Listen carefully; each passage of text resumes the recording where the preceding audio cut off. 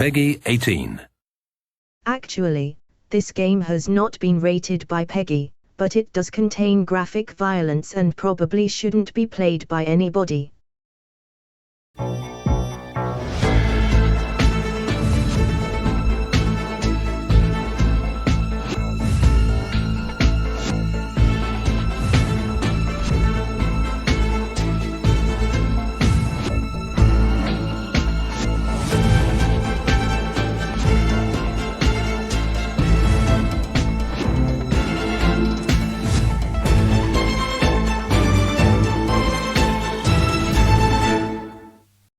What do you get if you cross a tiger and a penguin? Fired from the zoo. Ha. Ha. Ha. I'm thinking of turning my hand to stand-up comedy. I think I would be a big hit. Of course, anybody not laughing would be killed, so there's that. Once at least 12 of you have joined using the room code displayed on your screen, I'll begin my A material. Sadly, 11 of you will not get to enjoy the whole show, but I'm sure what you see will be brilliant.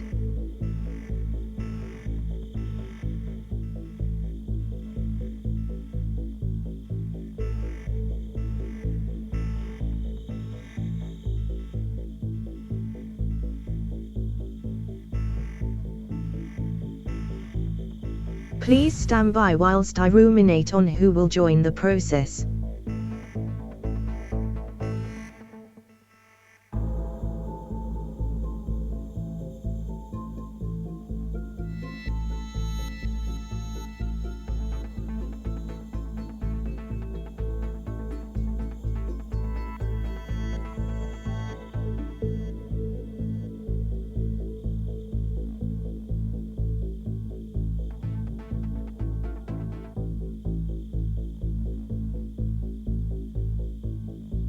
Apodo has joined the process. Rush has joined the process. Jog has joined the process. Riff has joined the process. BC 2014 has joined the process. T has joined the process. Shapes has joined the process.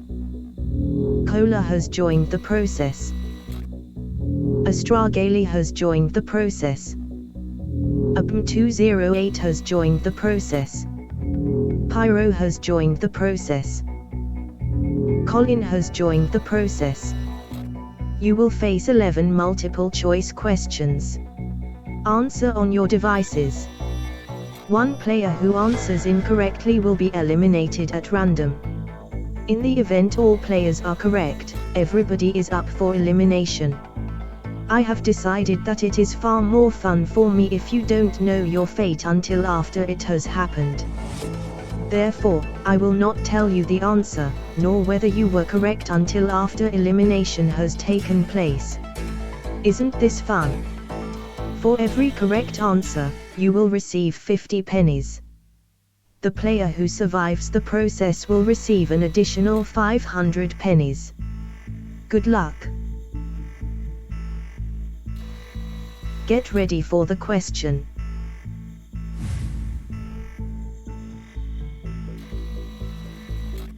"10 seconds.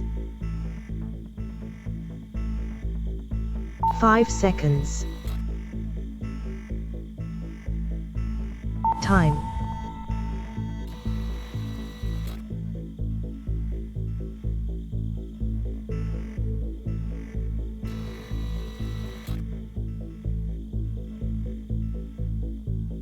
Shoobity wop me oobity wop me oop-a-doo down. Gun. The correct answer was double gulp. 4 out of 12 players were incorrect. Let us have a moment of silence for our fallen comrade BC 2014. Thank you for the respectful moment of silence.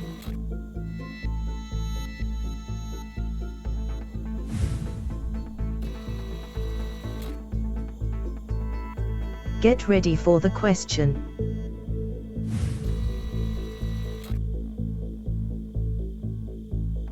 "10 seconds. 5 seconds. Time.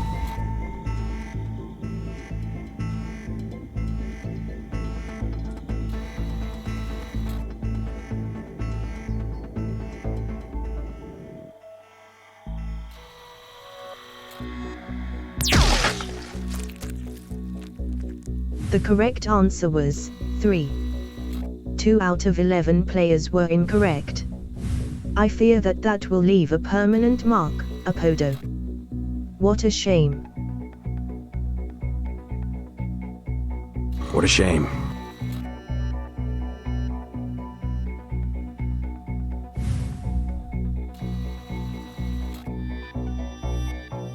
Get ready for the question.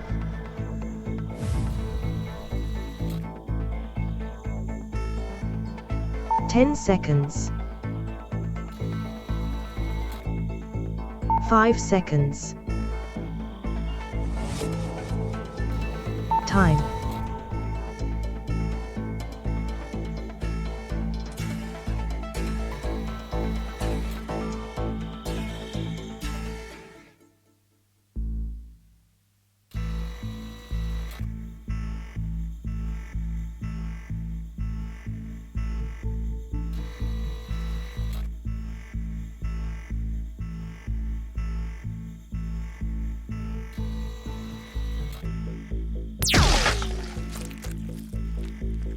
The correct answer was Uruguay. 6 out of 10 players were incorrect. Thank you, ABM208, for volunteering to test the targeting system. You will be pleased to know that it still works.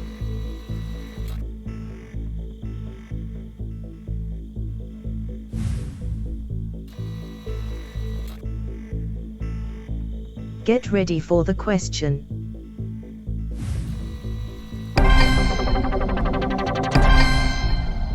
"10 seconds. 5 seconds. Time.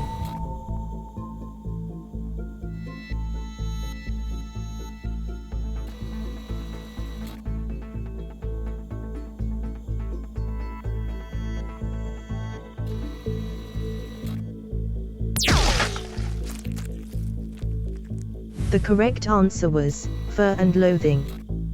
5 out of 9 players were incorrect. What is human, had 2 legs and dies when shot with a laser? Jog. Ha, ha, ha.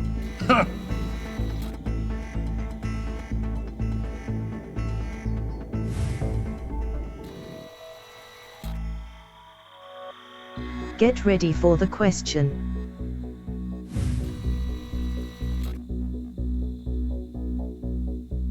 10 seconds. 5 seconds. Time.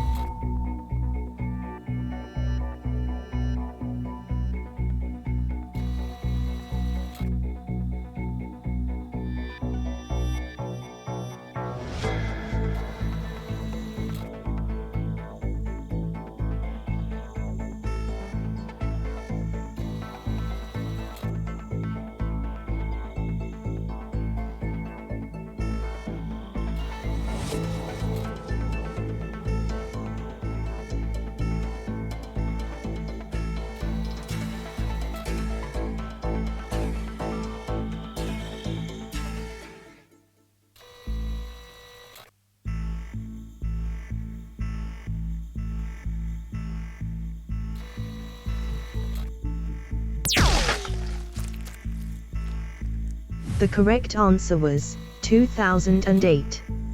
7 out of 8 players were incorrect. Pyro had to leave us. They will be missed.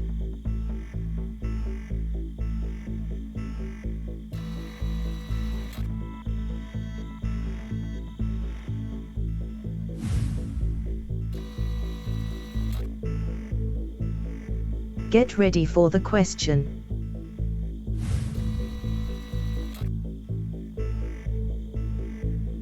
10 seconds. 5 seconds. Time.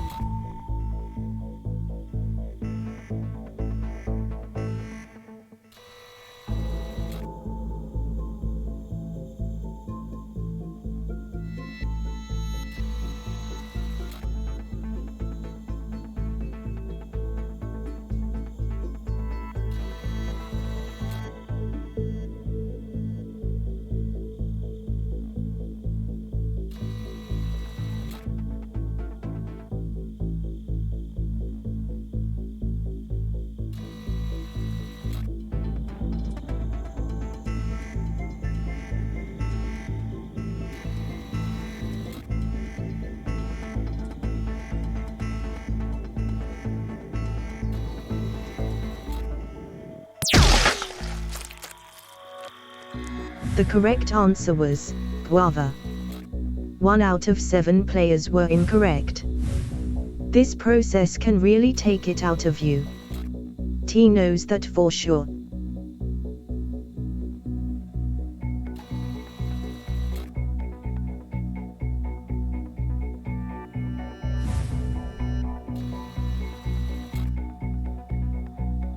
Get ready for the question.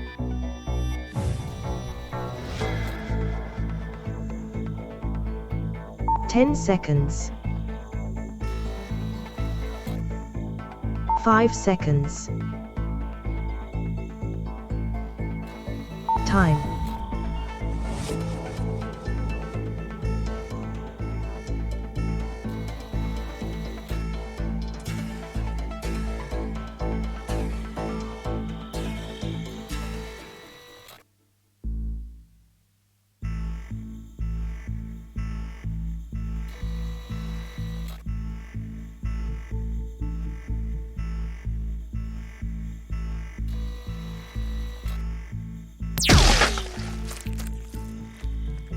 The correct answer was the Untouchables. All 6 players were correct. It's nothing personal, Colin.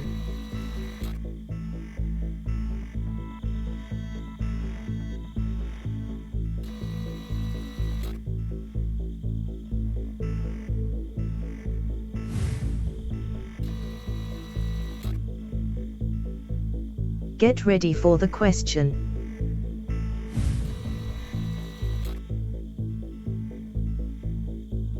10 seconds. 5 seconds. Time.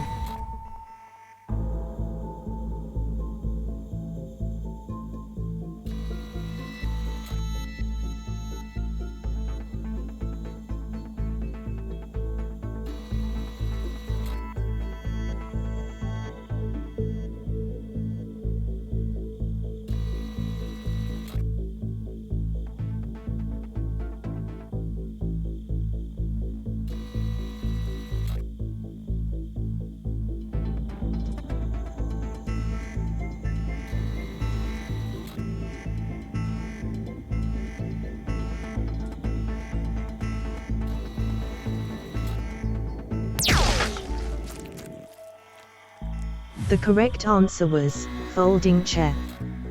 3 out of 5 players were incorrect. It turns out safety mode was disengaged. Apologies for the confusion, Cola.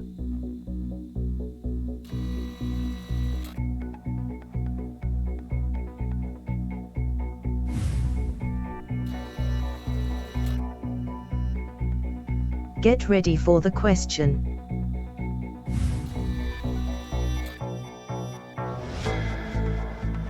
"10 seconds. 5 seconds. Time.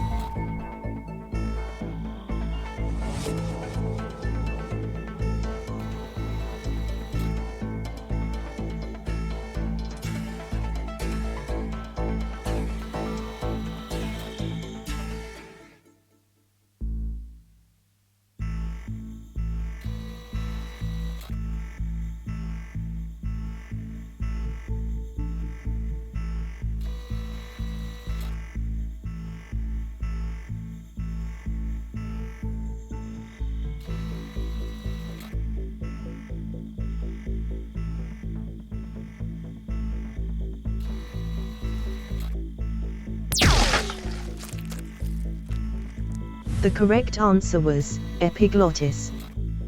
3 out of 4 players were incorrect. Riff just lost £150 in 1 second. Congratulations.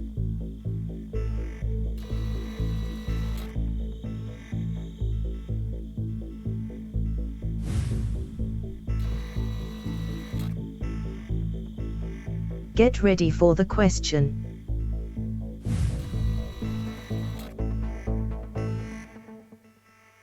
"10 seconds.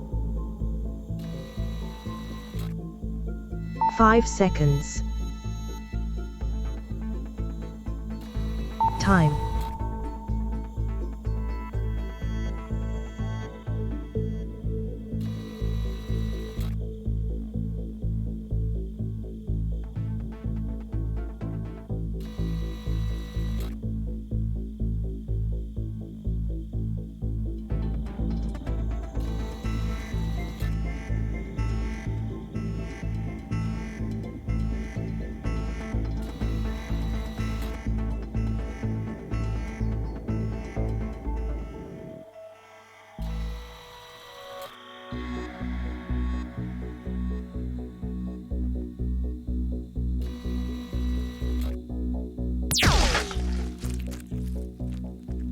The correct answer was polyamorous pride flag.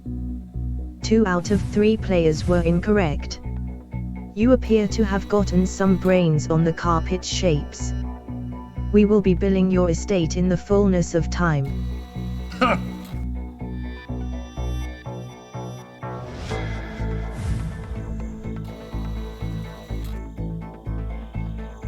Get ready for the question.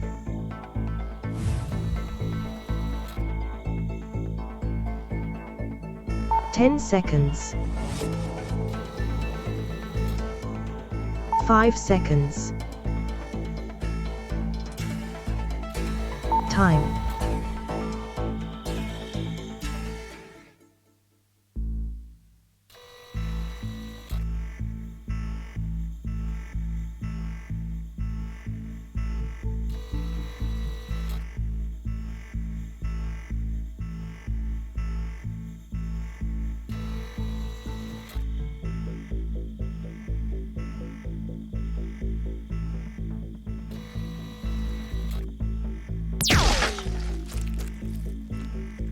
The correct answer was son of. 1 out of 2 players were incorrect. The experimental reduction to atoms program was a complete success. Please enjoy the experience, Rush.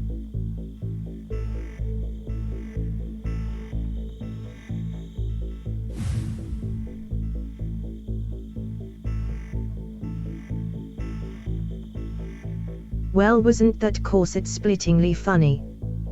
Thanks for staying until the end, Astragale. Here's your 500. pennies for showing marvelous support to a friend starting out in a new industry. Thanks to Hexing Ale for writing this evening's questions as well. I'm going to go and write some more hilarious material. Thank you for playing Crossfire.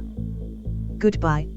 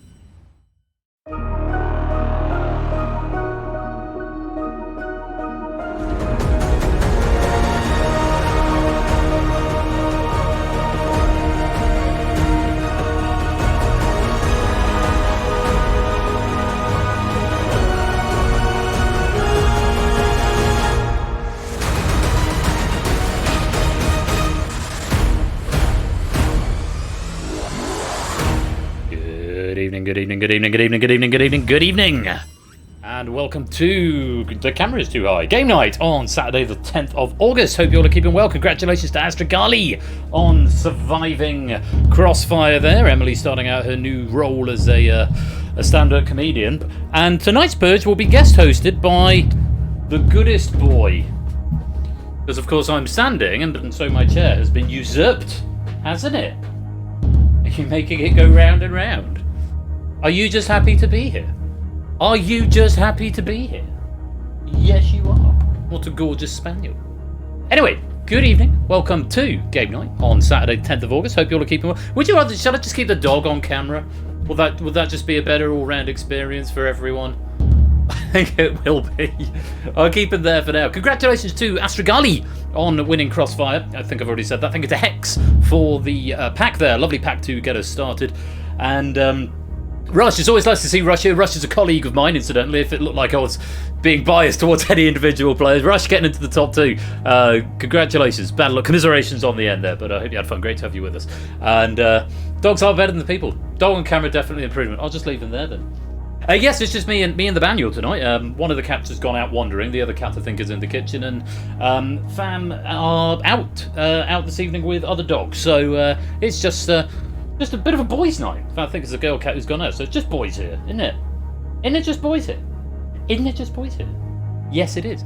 I've hurt my back as well, so go gentle on me because I think I've trapped a nerve or something. So I'm in a surprisingly large amount of pain, but we'll get by. We'll get by. I'm going to try not to distract public cam while I come back over to the public chat, and I say hello to everyone. Good evening to Shaped and Astragali and Keshi, and happy 41st birthday for tomorrow, Keshi, as well. Welcome to the stream. Lovely to have you with us. Good evening, ABB and Colin and Mark and Ardenvet and Topper, Fluffy Bunny, Jerry, Pyro Pygmy, Mango, Toot.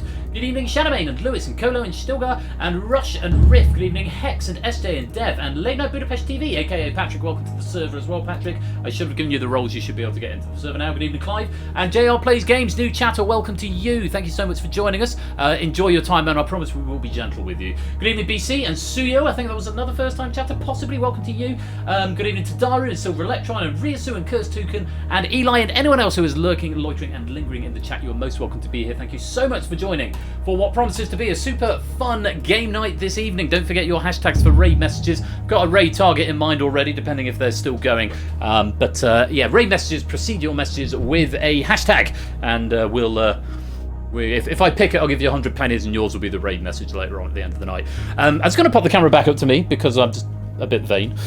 I'm so vain, but that's too high. Look at the right monitor, would be good. We are playing the Purge right now. It is the Purge as written by Zeus. I haven't seen these questions because it was proofed by Lewis. I was tempted to play, and then I had a glance at the pack and realised that Zeus has provided us with a huge amount of trivia. It would be very rude of me to just ignore that and not provide that trivia. So I'm going to sit this one out. There will be an opportunity for me to play in streams later on this season, I guarantee it. So I'm not going to play on in this one. I was thinking about it, but I'm not going to. But it's the Purge as written by Zeus and proofed by Lewis. Oh, excuse me. But yes, hope you all are keeping well. We've got this now, and then we've got Google That a bit later on, as written by Oni. As the ticker says in almost Google That colours. That yellow looks a bit not quite yellow, but I'm assured it is yellow.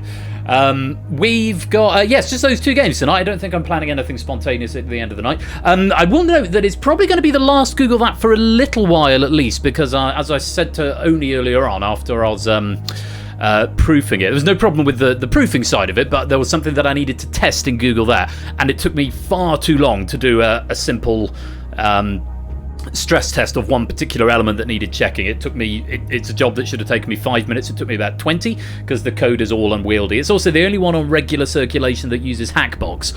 So the legacy game in a couple of weeks notwithstanding, it'll probably be the last Google That for until I've rebuilt the software, which may or may not be next season. We'll see where what time I have available and what inspiration I get. So that's just something to bear in mind. So this will be the last original game of Google That for a little while. It's the only one we got pegged for this season as well. So do stick around for Google That later on if you want to see that. For probably it won't be. I won't say the last time ever, but I really don't want to play it again with the current software. There's too much that can go wrong, and I've spoiled myself a little bit with all these reskins because everything just works most of the time. Kurtzov, welcome to the stream. Is this season 15? Yeah, I guess so. It's sort of, I mean, technically you could argue it's 16 seasons because I did it for about 9 months before we got the game night nomenclature in season 1. I was going for about 9 months doing Countdown and Danger Zone and things before that. And season 1 lasted about 9 months rather than the typical 3 or 4. So it could quite feasibly be like season 18 by now. But officially, yeah, season 15 coming up 4.5 years, I think, 4.5, 5 years. So yeah, it's all good. So a couple of raid messages coming in. No such thing as a guava tomato. That's very true. There is actually no such thing as a guava tomato. Hashtag doggo stream and hashtag almost yellow, but not quite. Yeah, that's pretty much the thing. Although it looks yellower on the monitor than it does in real life, I have to say. Stuck in a multiplayer Total Warhammer campaign. That's no problem, Kurtzov. You're very welcome to lurk. Enjoy your Warhammer. 29 players in to play Zeus's pack of the Purge. Who have we got? We've got Stimson's Angle, Astragali, Pyro, Shadowmane, Topper, Rias, Fetz, Dev, Fluffy Bunny, Opsy, BC, Inca, Shapes, Kegler, Keshi, Silver Electron, Stilgar, Mango, JR, Riff, Clive, Colin, Abimi, Cola, Mark, Flyboy, Toot, Jog, and Velvet Thunder. Welcome to you all. Lovely to have you here.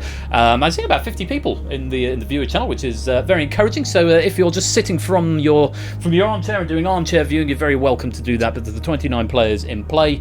I'm going to put Doggo back on the screen. There you are. Aren't you just the doggest.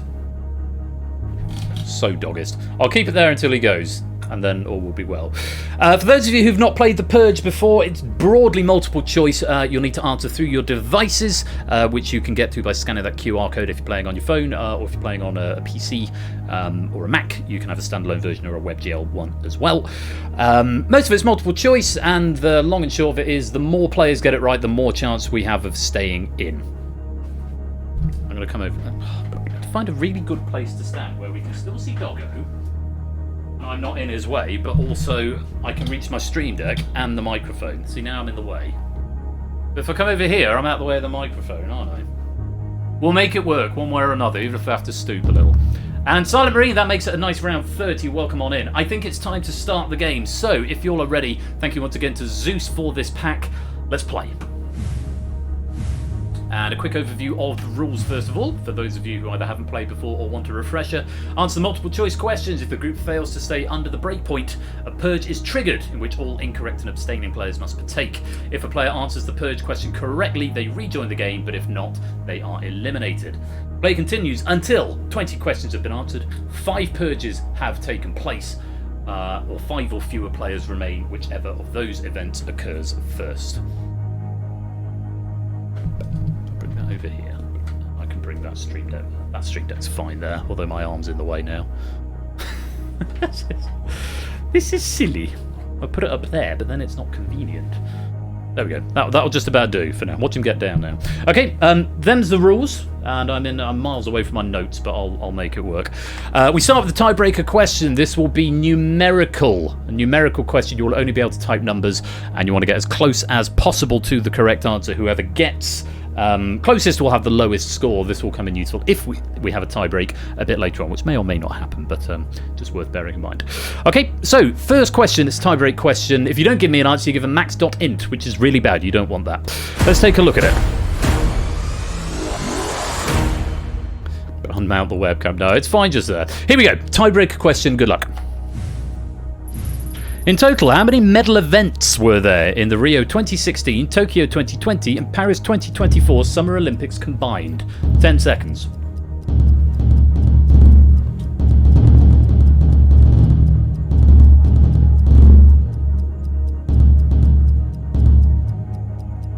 Looks like an answer from everyone, which is very encouraging. The correct answer?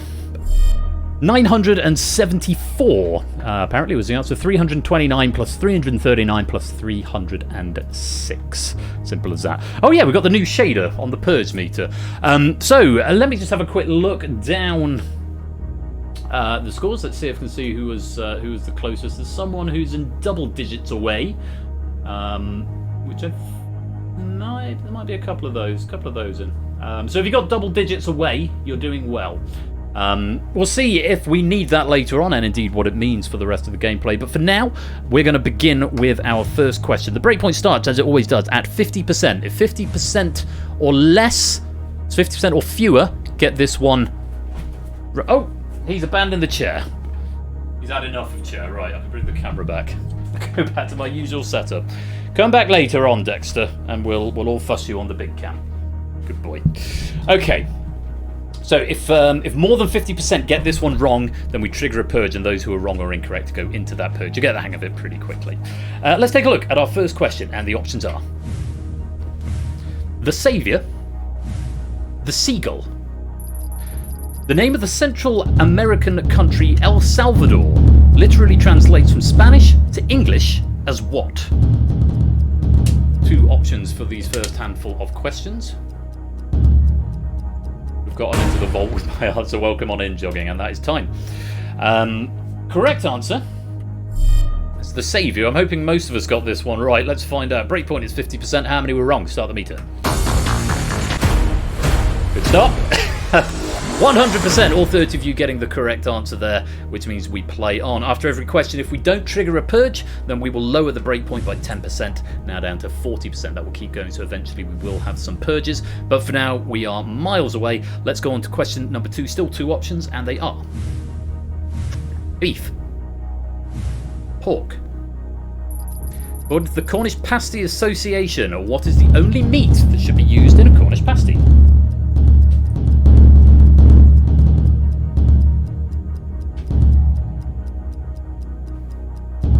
Abstention is treated as wrong in this game, so answer every question. Thank goodness. Absolutely incredible question. The correct answer is, of course, beef. I am rather partial to one of the... I know it's not a Cornish pasty, but, you know, you go into the pasty shop and they have, like, pork and apple or, you know, other... I rather like a pork and apple one. I've always got... Not quite sure about the Cornish pasty. Not 100%. I'll eat it if there's nothing else, but probably wouldn't choose to have one if I was in a pasty shop. I know. Controversial. Anyway, correct answer was beef. How many were wrong? Start the meter. 100% again. Well done.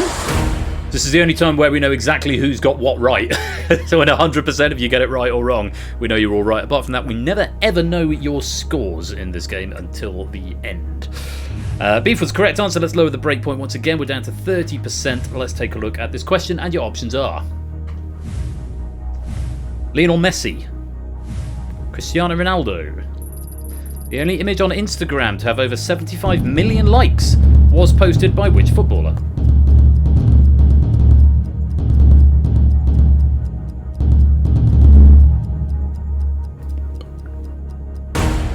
And that's time. Correct answer. It was Lionel Messi. Lionel Messi, he has numbers 1 and 3. Ronaldo has number 4. As in most liked images on Instagram. I can't say I've ever used it myself, but that's a pretty tough one there. Lionel Messi was the right answer. 30% the breakpoint. Let's find out how many of you were wrong. Start the meter.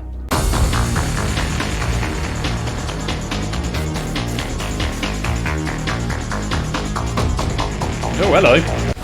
And we're there. Good lord. 63% going wrong on that one, and only 37% getting it right. That is an early purge after question 3, and it's a big one as well. 11 players getting the correct answer of Lionel Messi. You will not have to answer this question, though of course you may still answer the question. It is still worth bonus pennies at the end of the game, but you are not bound to answer it. Unlike the 19 players who said Cristiano Ronaldo, you must answer this next question correctly. It is not multiple choice. You must give me a full answer, and if you get it wrong, you'll be eliminated from the game. If you get it right, you get to come back and join us. Let's find out who those 19 players are.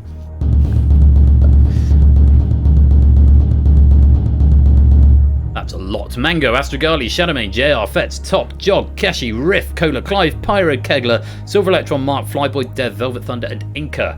You must all answer this question correctly in order to stay in the game. It's a separate difficulty curve on the Purge questions, so, you know, they start easy. Hopefully you can all get back into the game. Let's find out. Best of luck, 20 seconds, and here's your first Purge question. The SI unit of force is named after which English scientist known for his laws of motion?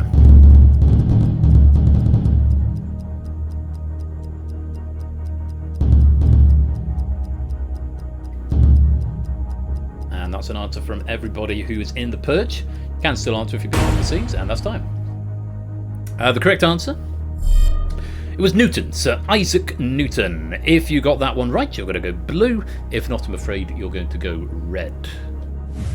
Oh, that's nice to see, isn't it? Very well done. All 19 players who were in that first Purge have survived, and you get to rejoin the main game. Just this once, Rose. Hashtag just this once. Very well done. Oh, and we get the ding that we don't get very often, the ding sound effect for when everybody survives the Purge. Very well done. We've still got 30 players in live play. Because we've had a Purge, we will reset the breakpoint back to what it started at, 50%, and we will add 10. We'll add 10 each time there's a reset, so back to 60, then 70, then 80, then 90. So breakpoint currently at 60%, still with 30 players in, still 2 options per question. Opsimats, welcome to the stream. And here are your options for question number 4. Rum-based. Gin-based. Which of these best describes the spirit Pims?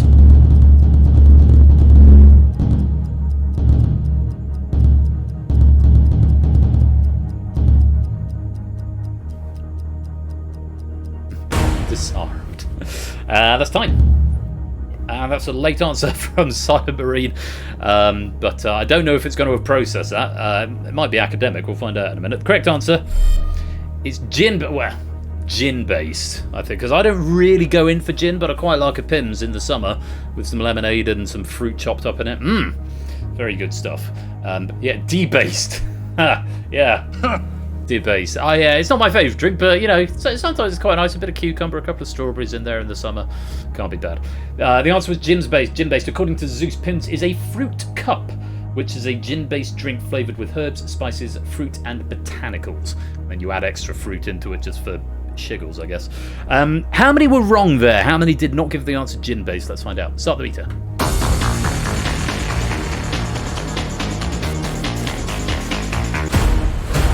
Most of us getting it right, 83%. Just 5 going for rum-based. If you were one of those 5, don't worry, the hive mind has saved you.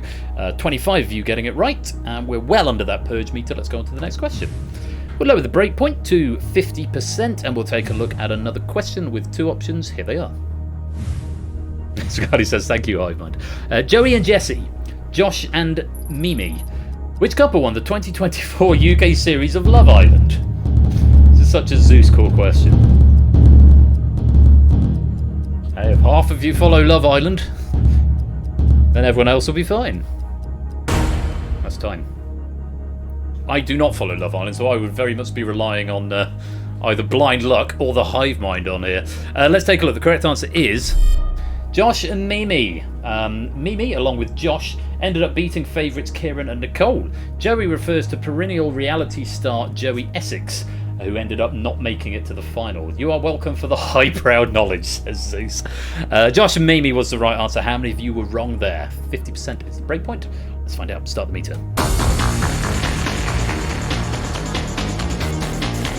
Hashtag high culture.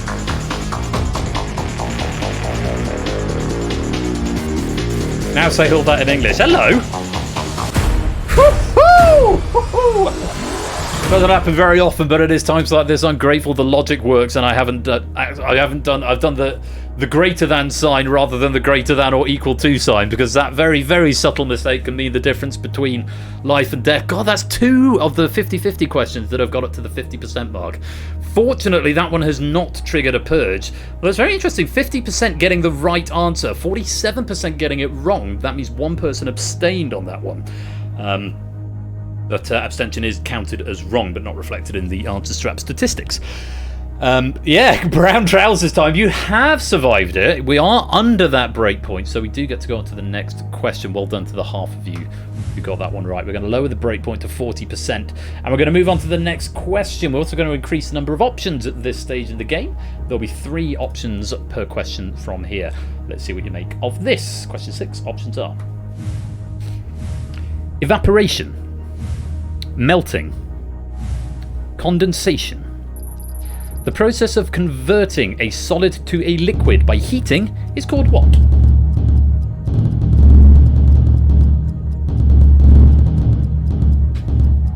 Go away with the Love Island nonsense.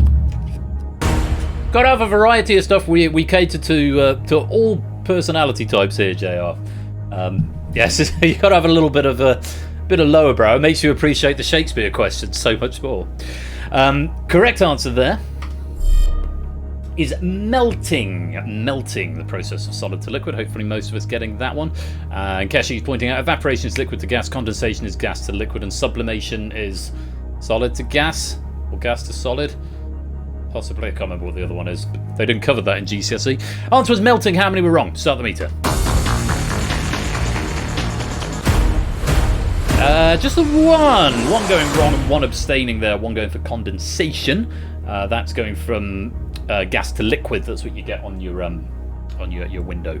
One going for condensation, 28 going for melting, and one abstaining. We survive and we play on. Breakpoint low to 30%. Sublimation. Did I say that? Solid to gas? I think I said that. If not, that's what I meant. Next question. Options are mountain lion, tarantula hawk, zebra giraffe. In the animal world, the okapi is also known as what? Solid to gas is digestion. Very good. Well, I probably should have played on that one after Garley, is that one. Hey! Pain. Sorry. I'm far too much fun with the soundboard. In the animal world, the okapi is also known as what? Is it mountain lion, tarantula hawk, or zebra giraffe? The correct answer is Zebra giraffe. The okapi and the giraffe are the only living members of the family Giraffidae, which I have a feeling I've read somewhere recently. May have been in a different quiz pack from a different format.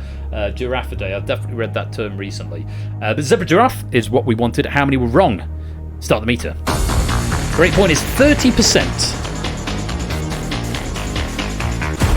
Definitely avoided. Just 17% incorrect there. 4 going for mountain lion, 1 for tarantula hawk, the other 25 going for the correct answer. No abstentions there, which is excellent, so we play on. Lowering the breakpoint to 20%, getting down very, very low. We are going to have a purge before long. Let's see what happens with this next question. Options are The Book of Mormon, Back to the Future, Mean Girls, Apex Predator, Sexy, and Meet the Plastics are songs from which Broadway and West End musical?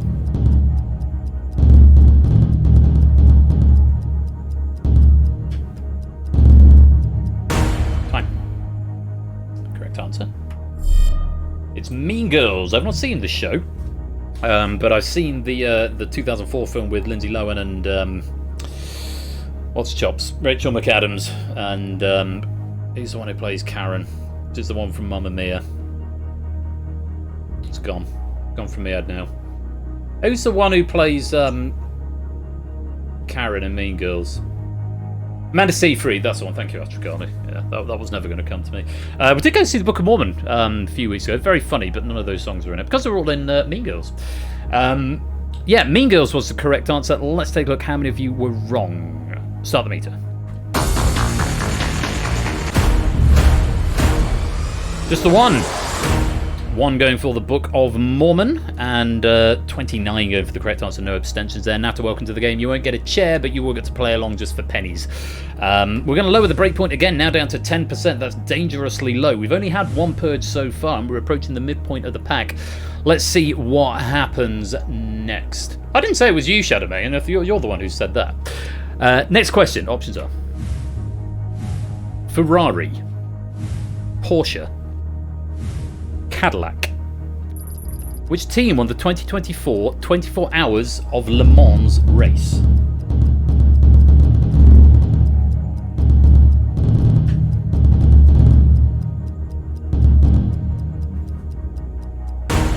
Oh, no problem, Nata, no problem. Yeah, the 400 meters is such a long way. It doesn't sound a long way, but because it's effectively a sort of middle sprinting event, everyone is just sort of knackering. The 4x100 meter relay, I've got time for that. Meanwhile, we're on the 24 Hours of Le Mans race. Which team won the 2024 event? And it was Ferrari. Ferrari winning that. No notes to furnish you with.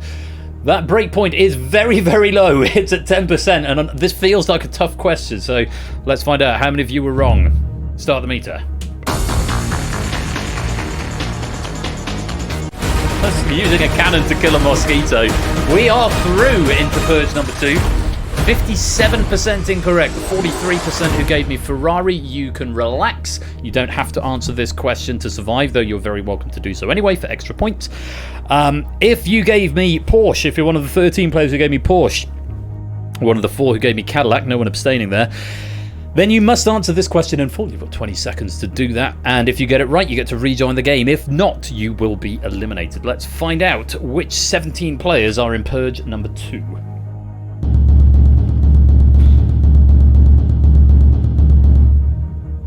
ABME, Stimson Zango, Astrogali, Shadowmane, JR, Fetz, Top, Jog, Keshi, Riff, Shapes, Cola, Stilgar, Pyro, Opsy, Silver Electron, and Velvet Thunder. Don't say 2024, 24. He probably did. 2024, 24. It wouldn't surprise me. I could do the Gandalf thing. It's a year 34, 34 of the Second Age. Here follows the account of Isildur, High King of Gondor, and the finding of the Ring of Power. What are the odds that is what the question's about? Let's find out. You 17, you must give me a correct answer. 20 seconds to do so. The very best of luck. Here is that question.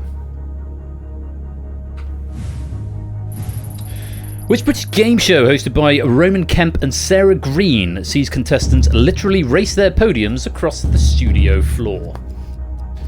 Gratefully read my name right, JR, not Junior like some people. Oh, Junior's JN, isn't it? Or JNR. Oh, and who's that? Who's not given an answer? answer up top. Oh, I think that's someone who's joined, who's probably midway through and is about to be eliminated. Let's take a look at the correct answer first of all. I know this is a show that I think Zeus, amongst other friends of the community, have been on. It is The Finish Line. Zeus has just written here, entirely self-indulgent question, sorry not sorry, smiley. The Finish Line is what we were after. If you gave me that, then you get to rejoin the game. If not, I am afraid you are going to be eliminated. Blue if you were right, red if you were wrong. And there we have it. All the players who've gone blue, you're safely through to the next question. Unfortunately, AB Me, Stimpson's Angle, Astrogali, JR, Riff, Stilgar, Pyro, and Silver Electron, all incorrect answers. Some of the answers that have come in no particular order. The whole 9 yards, the race against the game. Ugh, I don't live there anymore. The race was pretty close, but not quite. And something else from one of the players, which I'm not going to repeat. Unfortunately, AB Me, Stimpson's Angle, Astrogali, JR, Riff, Stilgar, Pyro, and Silver Electron. That's the wrong answer at the wrong time. Thank you for playing, but you have been purged. We reset the breakpoint to 70%. 10 players leave us, 22 remain in live play. Or 10 players have left us, because I think that's actually 8 players have left us, but 2 have since joined. Yeah, there's a weird bug where there's this avatar of player up here who's joined midway through, but has switched on. I really must get around to fixing that bug at some point, but anyway. We're going to move on. Next question. Still got 3 options to it, and we've reset the breakpoint to 70%. Let's see what you think of this. Options are brown and black, pink and yellow, blue and green. The usual total scores of which of these pairs of snooker balls is not the same as the other 2?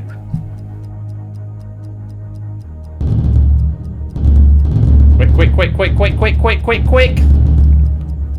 It's a bit of fast maths for you. Kegler, welcome to the stream. Hope you're keeping well. Some more raid messages coming in.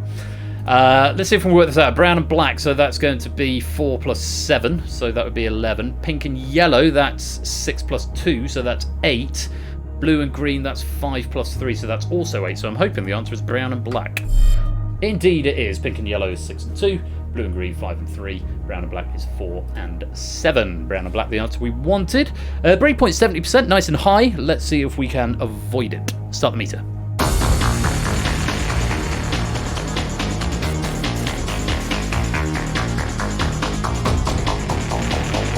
This red shot. Hello. No, we avoid it. We're good. 50%. Getting that question correct. 11 going for the correct answer. 4 going for pink and yellow. 5 going for blue and green. And there were 2 abstentions on that as well. Well under the breakpoint of 70%, so we go on. And we lower the breakpoint to 60%. We're also going to increase the answer options, so there's 4 answers per question now. Starting with this one. Take a look. Options are Pine, Evans, Hemsworth, Pratt. What surname is shared by the host of YouTube series Hot Ones and the singer behind the Go Compare Man character?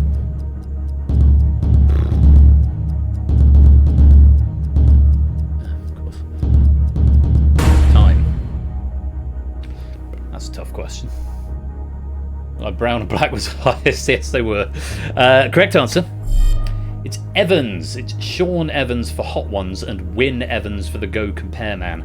I believe they're all famous Chris's as well. Is Chris Pine? Is Chris Pine a thing? Chris Evans, Chris Hemsworth, and Chris Pratt are certainly all MCU superheroes. Captain America, Thor, and Star-Lord, respectively. The name just got away from me. Chris Pine sounds familiar as well. It was Chris Pine. I feel like I just associated with Jonathan Pine from The Night Manager, but that's not a Chris. Hashtag is Chris Pine a thing? Good. Yeah, that could be a winner. Let's find out how many were wrong. Start the meter.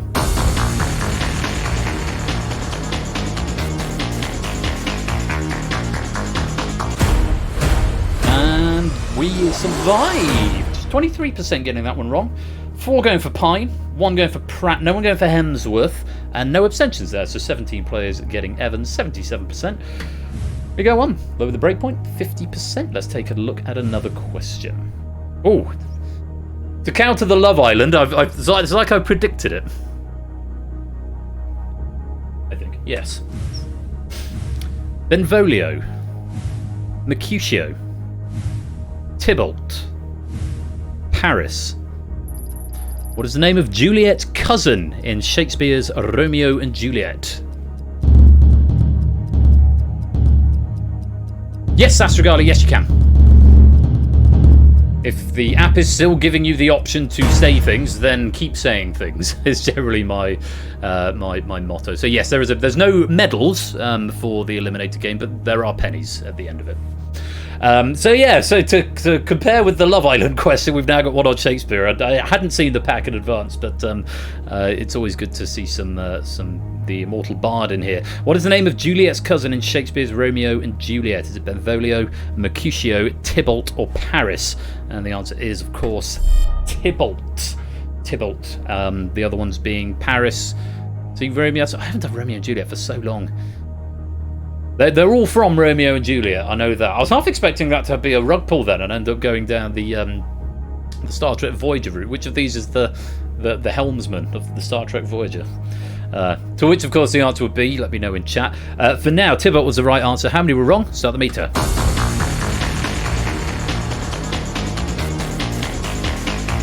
Breakpoint 50%. Tom Paris would indeed be the right answer, Kirsty. We avoided 15 players getting it right. 68% in total. 1 went for Paris, 2 for Mercutio, 3 for Benvolio. There was an abstention there as well. But we survived. And we dropped the breakpoint down to 40% with 22 players still in play. Let's take a look at the next question. Options are Yvette Cooper, Lisa Nandy, Angela Rayner, Rachel Reeves. In July 2024, who became the first woman to hold the position of Chancellor of the Exchequer in the United Kingdom?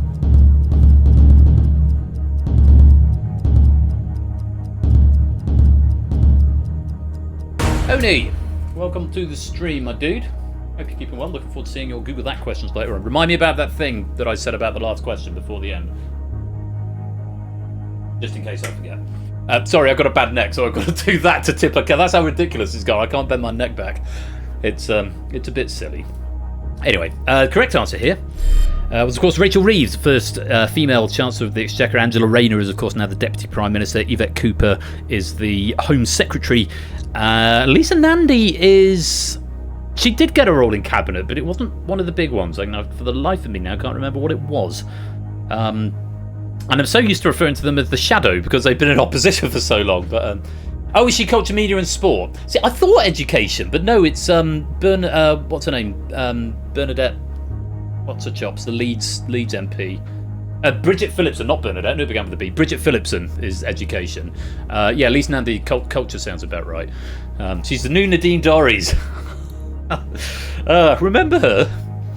Anyway, no, I don't think she was ever Shadow Chancellor. Rachel Reeves has been Shadow Chancellor for ages. The last Shadow Chancellor was John McDonnell, I think, and that was under Corbyn. So all of them are arseholes. Tell us what you really think, Cody.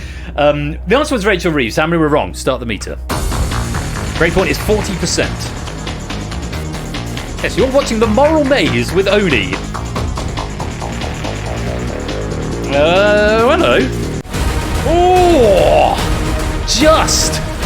you've just broken it. You got away with it last time, hitting it dead on, but now you've gone 1% over, and I'm afraid it is time for Purge number 3. Yes, 6 going for Yvette Cooper, 3 for Angela Rayner, 13 getting the right answers. So they're 59%. 59% who got this one right. You're not going to have to play this next question, but you can if you like. For everyone else, no abstentions there. So for the 9 players who were wrong on that question, you are going to have to face a Purge question to fight for your survival. Let's take a look who was wrong on that one. Mango, Shadowmane, Fetz, Keshi, Clive, Opsy, Mark, Velvet Thunder, and Silent Marine. Full answer required, 20 seconds to get it in. I wish you the best of luck. Here is Purge question number 3. Immediately after the lighting of the Olympic flame, which Canadian singer performed L'Hymne à l'amour at the 2024 Paris Olympics opening ceremony? How was my French? I think my French was okay there. And that's time. Immediately after the lighting of the Olympic flame, which Canadian singer performed L'Hymne à l'amour at the 2024 Paris Olympics opening ceremony. There you go, Shapes. The correct answer was, of course, Celine Dion, or Queen Celine, as Zeus has remarked in his notes. If you gave me a correct answer and you were in that purge, you are going to go blue. If not, I'm afraid you're going to go red, and then you will be leaving us. It was a solid little 2 out of 10. I'll take it. Who was wrong? Only a couple. Opsy, no answer coming in from you, and Shadowmane, good guess, but it was not The Weeknd, unfortunately. It's The Weeknd might be Canadian, but it wasn't them who sang at the opening ceremony. Everybody else, very well done. You get to return to the main body of the game, but unfortunately, Opsy and Shadowmane, it's a wrong answer, or no answer at the wrong time. Thank you very much for playing, but you have been purged. We reset the breakpoint. We're up to 80%. Potentially 2 more purges to go. We've still got 20 players in live play and a good bulk of questions in the main game. Let's see how many of them we can get through as we go on to the next one. Again, with 4 options, and they are: equestrian individual dressage, men's trap shooting, cross-country mountain biking, rowing double sculls. At the 2024 Paris Olympics, Tom Pidcock competed in which of these events?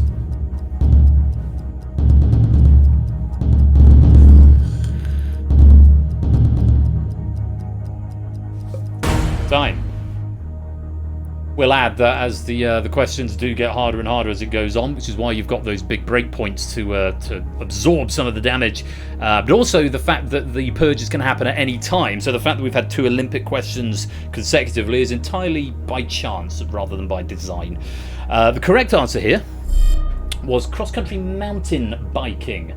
He won gold after a puncture, but he won gold after a puncture put him into 9th place. He still managed to come back to 1st. Good on him, Tom Pidcock, cross-country mountain biking gold medalist at the Paris Olympics 2024. How many of you got that one wrong? Let's find out. Start the meter.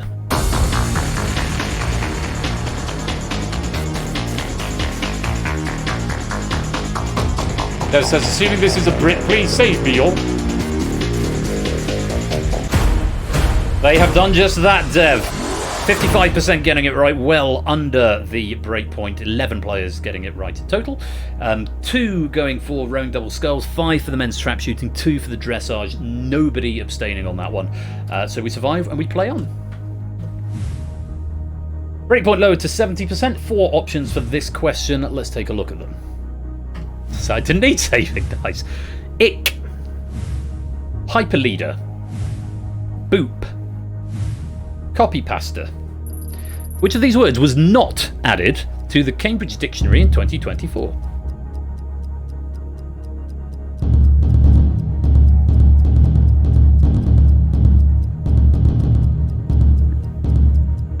Time. Tricky one here. I don't keep up with the Cambridge Dictionary updates on an annual basis, and there's only 2 of those words. I suppose 3 I've come across. The one I hadn't come across is that one, the correct answer, hyper leader, and apparently that was added in 2020, so it's been in the dictionary the longest, hyper leader. Ick, boop, and copy pasta I've definitely heard of, though the fact that copy pasta is now an actual word I take great joy in, because it's something I love to do. OED for cheapskates. The Cambridge Dictionary is like the OED, but less good.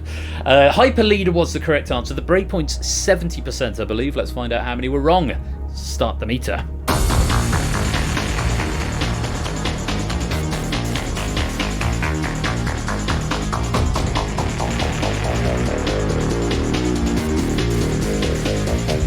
Hello. Oh!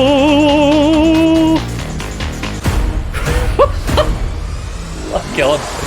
For the second time in one game, in one show, we have missed the purge by hitting the breakpoint exactly. 6 players got Hyper Leader, which was exactly 30% because there were 20 players still in the game. 4 going for Ick, 1 going for Boop, 9 going for Copy Pasta. Almost half of the players going for that one answer. It was not the right answer, but for the 6 players who got that one right, very, very well done. You have saved everybody from a purge. And we get to go on to the next question, lowering the breakpoint another 10%, now down to 60%. And we come to the next question, where there will be 5 options per question coming into the final 5 of the main pack. Good luck. Here they are. Ain't That a Shame? Late Night Pass. Adamantly Chosen. Delta Work. I Am Maximus. Which horse came first in the 2024 Aintree Grand National?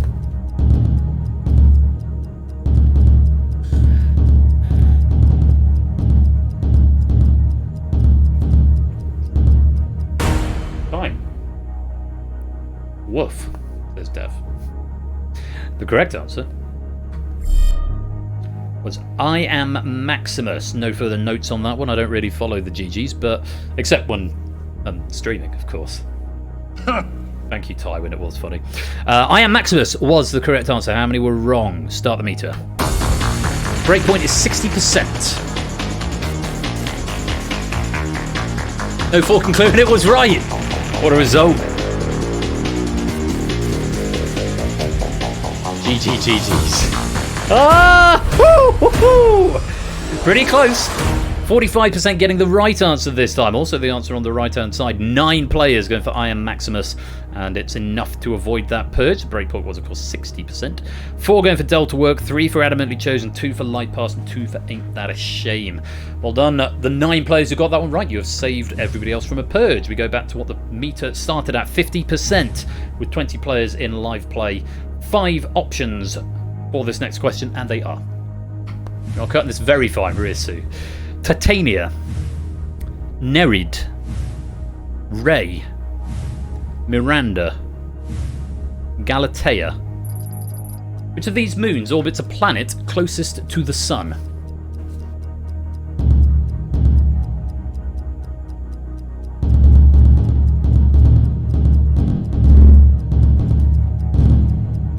Time. Love the word Galatea. And I hope I did the pronunciation okay. I may not have been entirely right, but let's find out. The correct answer, I think I used to say it was Rhea, but I'm now assured it's Ray, and I take that from Ray Seahorn, who was Kim Wexler in Better Call Saul. I was assured during an interview that it's pronounced Ray. 1 out of 1 so far. Okay, Miranda, Galatea, Titania, Ray, and Nereid, I think is the other one. Correct answer is Ray. Anyway, it's the moon of Saturn. Miranda and Titania are moons of Uranus, and Nereid and Galatea are moons of Neptune. And I take that from Ray Seahorn. Yeah, Titania or Titania. Oh, Titania. Titania. I'm going with the sort of the elemental root of titanium, Titania, but either way. Ray was the correct answer. Let's find out how many of you were wrong. Breakpoint is at 50%. Start the meter.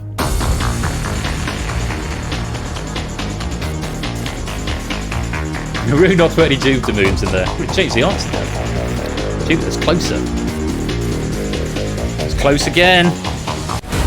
And it's just gone over this time, just the wrong side. 55% incorrect. Once again, 9 players getting it right. Don't know if they were the same 9 players, but 45% getting the correct answer. 3 going for Nereid, 3 for Titania, 5 for Galatea, and none for Miranda. Very well done to the 9 players who got this one right. You will not have to answer this question, though you may do so all the same if you'd like some bonus points for getting it right. However, for the 11 players who were incorrect, you are bound to answer this question, and if you get it wrong, you will be eliminated from the game. Let's have a look who's in Purge number 4. 11 players in, and it's Mango, BC, Top Jog, Rias, Fluffy Bunny, Flyboy, Dev, Velvet Thunder, Inca, and Silent Marine. All 11 of you must get this question correct if you want to survive. If you get it wrong, you will be eliminated. Good luck. Here it is. What other food is stuffed into a steak in the Welsh dish carpetbag steak?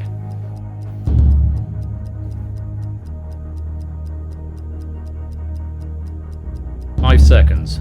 Need an answer.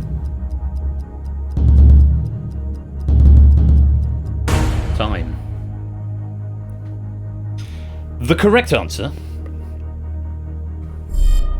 was oysters. Oysters. There are a few sensible guesses coming in from the behind-the-scenes players as well as some of the live players. Who was right?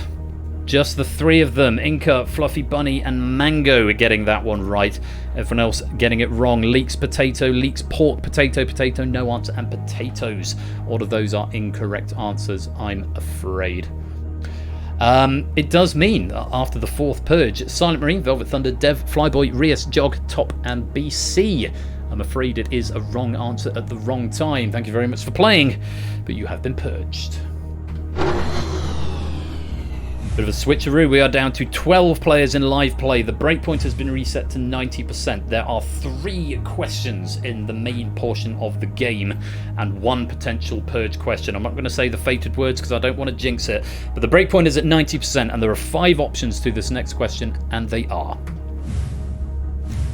beer, cigars, matchboxes, wine, cheese.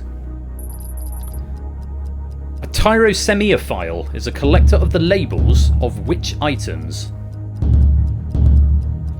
It's casual. It's casual. Casual tyrosemiophile. To take a minute to read it before starting the question, though. It's always helpful when the long words are the second word of the sentence, because I can take a minute just to say it in my head a couple of times. A tyrosemiophile is a collector of the labels of which items? Beer, cigars, matchboxes, wine, or cheese. The correct answer is cheese. Tyro from the ancient Greek for cheese. So if you know your Greek derivations, that may have been an easy one for you. The breakpoint is 90%. Let's find out how many were wrong. Start the meter.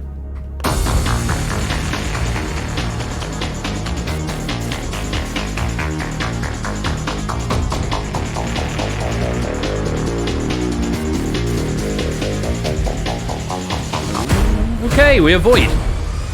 Half and half. 6 going for the correct answer of cheese and 6 going for one of the wrong answers. 3 for wine, 2 for cigars, and 1 for matchboxes. No abstentions there. We avoid that purge. 90%. It's pretty tough to hit a 90% purge, especially with 12 players in the game. Let's see what we can do with an 80% break point. 5 options, and they are: 2012, 2002, 2007, 2022, 2017. In which year was equal prize money offered for both the ladies' and gentlemen's singles tennis tournaments at Wimbledon for the first time? Love this question.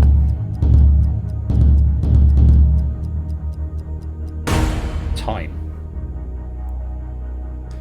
The correct answer, having not looked, it's either 2017 or 2012, I think. I'm going to say 2012. Earlier, 2007, wow. Driven by many women at the time, notably including Venus Williams and the Women's Tennis Association. I wow on that because I thought it was later. I remember they discussed it on QI, and there's... So I don't know. There's... Don't use Ben as your phone a friend, or ask the host for that matter. It's a funny thing about it, because the thing they mentioned in when this was raised at QI, or on that episode of QI, is that actually the men's should be higher because the men play more tennis because they're best of 5 sets, beg your pardon, whereas the ladies is best of 3. Arguments to make either way. I don't have a strong opinion. I'm all for equality. To be discussed, I suppose. The answer either way was 2007. Let's see how many of you were wrong. Start the meter.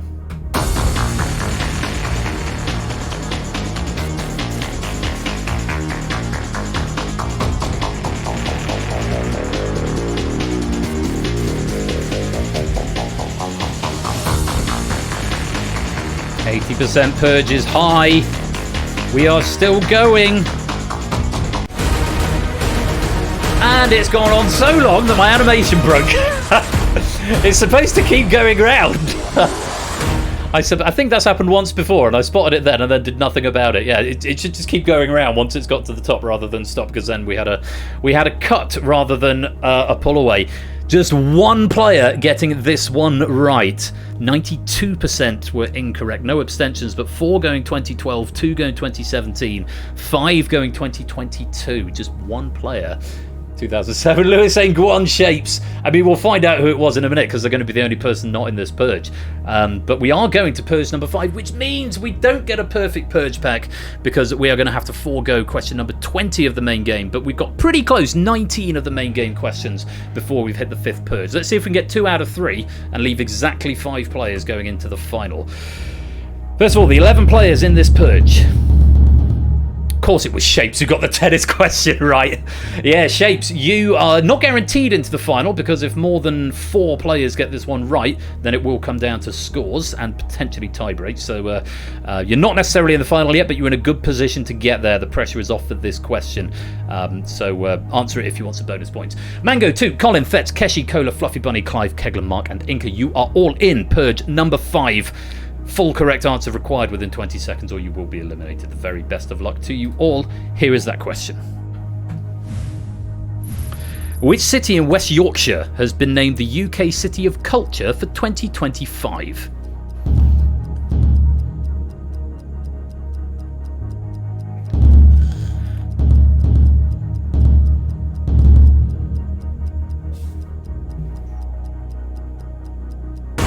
Time.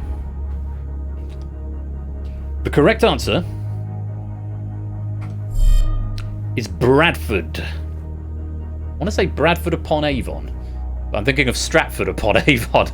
Bradford was the correct answer. If you gave me Bradford, you are going to go blue. If not, you are going to go red.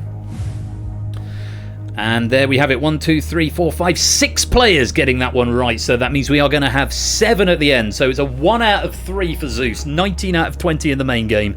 7 players left at the end rather than the target of 5, but 5 Purge questions are, so pretty good going. Only 2 players, are going to be eliminated by default, and we only lose 1 question from the main pack, so pretty good going.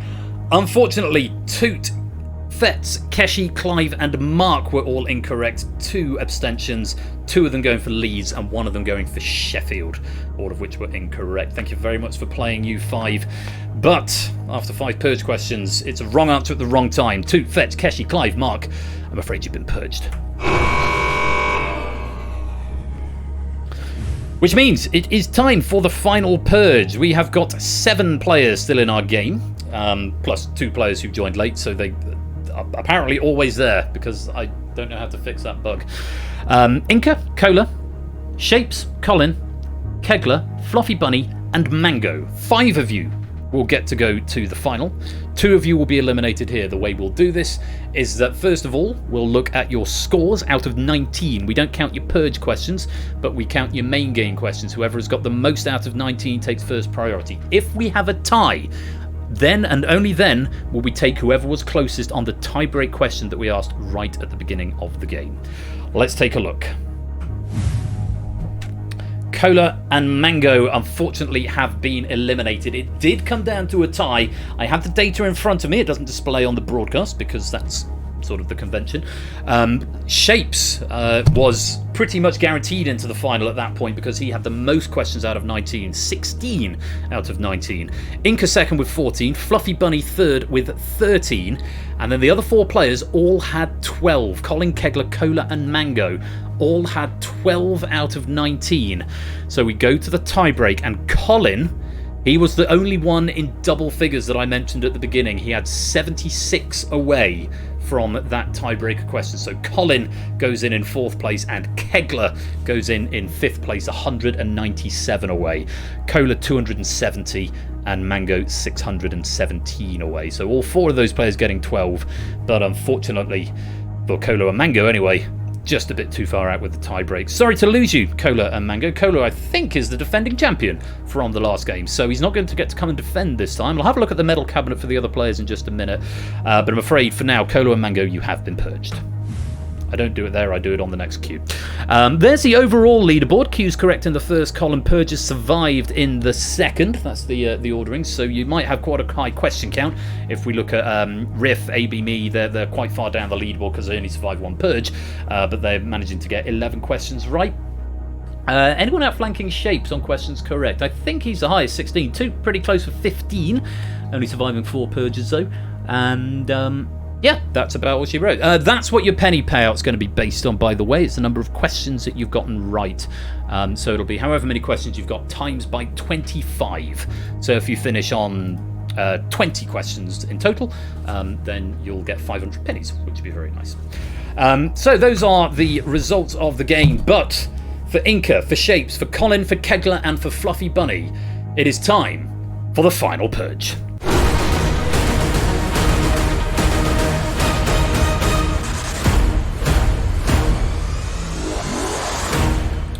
Welcome to the final purge, U5. Just going to take this opportunity to look at your medal cabinets in order, because there's always a... Is it Fluffy Bunny ESQ? How do you even say your name, Fluffy Bunny? So it doesn't even say there anymore. Fluffy Bun-esque, is that the one? Fluffy Bun-esque. There we go. So I can tell you, Shapes has previously won the purge twice. Inca has previously won the purge once. Fluffy Bunny has never previously won the purge. So for Fluffy Bunny, this could be a first purge medal.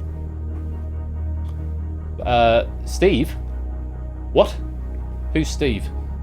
Fluffy Bun-esque. I was just trying to how do you type your Twitch name so that I can look you up in the medal cabinet. Colin, sorry. Colin has only got 1 gold medal previously for Crossfire, so this would be your first headline game gold, Colin, if you can win here. And Kegler has won the purge once before, so Kegler going for a second purge medal. Colin and Fluffy Bunny looking for a first time purge medal. Shapes looking to make it 3. Inca, I think I said, was looking to make it 2. And Kegler Coach looking to make it 2 as well. Yes, I am correct. So, here's how this works. This is the order you've come in. Shapes, Inca, Fluffy Bunny, Colin, Kegler. That is the potential order of play, or potentially the reverse order of play, depending on what Shapes decides. In a moment, Shapes is going to make a decision of whether we're going to go in that order, forward order, or reverse order. If we go in forward order, Shapes will go first. If not, Kegler Coach will go first. In turn, the players will be given half a question. Based on that half a question, they have to decide whether they want to play or to pass. If they play, and then they then get the full question to see for themselves. If they get it right, they can choose somebody else to eliminate, anyone at all from the remaining 4 players, whittling it down as we go. If they pass, and the person they pass to gets it wrong, the person they pass to is eliminated.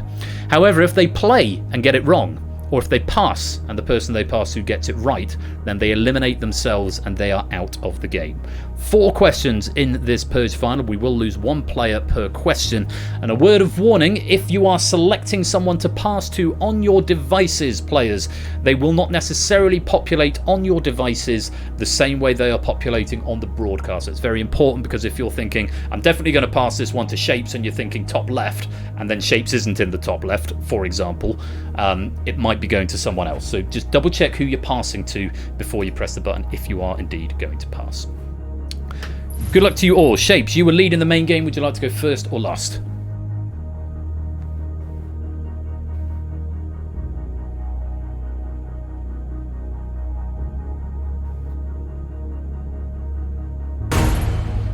Shapes is going to go first after careful consideration. Okay, Shapes, you're going to get half a question.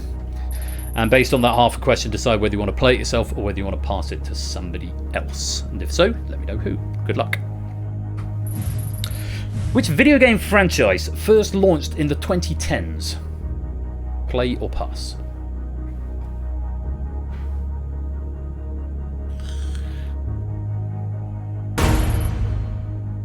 Passing it straight over to Colin. Colin, you must answer this question. You'll get the full question, and then you've got to answer it. If you get it right, then you eliminate Shapes. If you get it wrong, you eliminate yourself. All other players who are in the final, plus everyone in the background game, you can still answer this. It's still worth pennies for you later on. Obviously, it's most important that Colin gives me an answer here. But everybody else do answer as well. Even if you're still in the final, it can still be worth pennies later on. Colin, very best of luck. Here is that question in full. Which video game franchise, first launched in the 2010s, features playable characters named Winston, Bastion, and DVA? Or possibly Diva. There's an answer from Colin.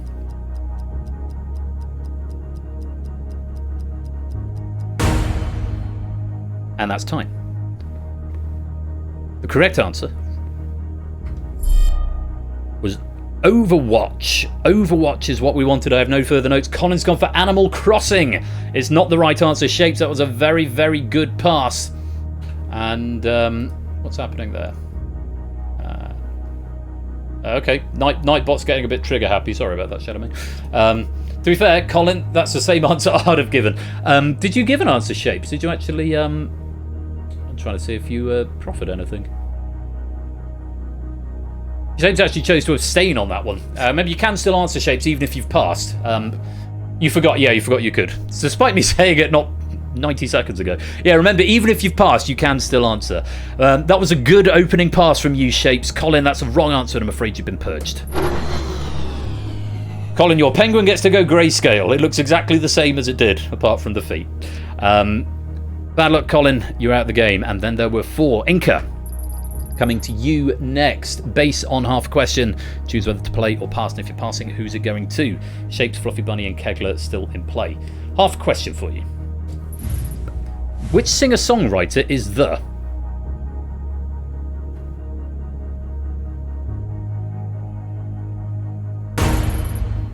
And we are passing this to Fluffy Bunny. Second question and the second pass of the final. Inca again not wanting to take this on himself. Fluffy Bunny, the question falls to you. If you get it right, you eliminate Inca. If you get it wrong, you eliminate yourself. Kegler's just sat there at the moment just like dum-de-dum. And incidentally, if Kegler gets eliminated here, then the next... Sorry, I beg your pardon. If Fluffy Bunny gets eliminated here, then Kegler gets control of the next question. So that's worth bearing in mind. Good luck. Fingers on devices, everybody, but most importantly, Fluffy Bunny. Here is that question in full. Is my camera on? Which singer-songwriter is the most recent person to achieve the EGOT, winning an Emmy, a Grammy, an Oscar, and a Tony Award? Fluffy Bunny is in.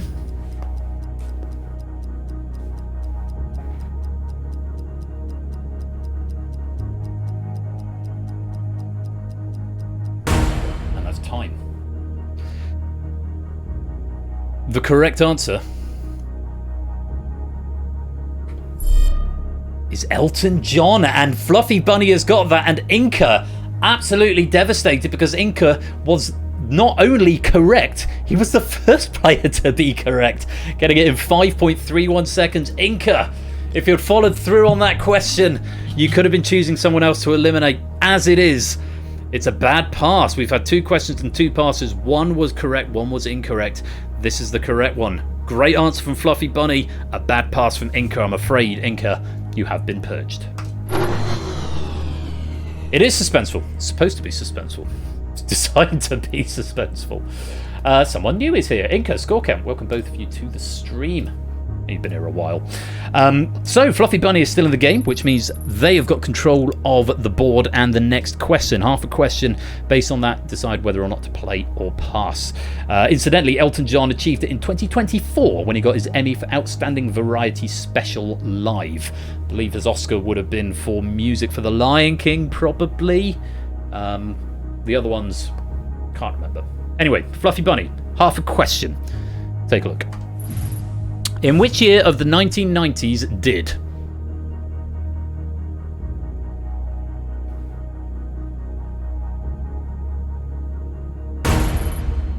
And the third pass of the final. Fluffy Bunny is putting it back in Shapes' court. Shapes finally getting the opportunity to answer a question. Which means, Kegler, you are definitely going to be in the final 2. This is between Shapes and Fluffy Bunny. If Shapes gets this one right, Fluffy Bunny goes. If Shapes gets this one wrong, Shapes goes, and it's a Fluffy Kegler final. Good luck, Shapes. Here is that question in full. In which year of the 1990s did the following events occur? Jeff Bezos founds Amazon, the Channel Tunnel opens, Nelson Mandela elected President of South Africa.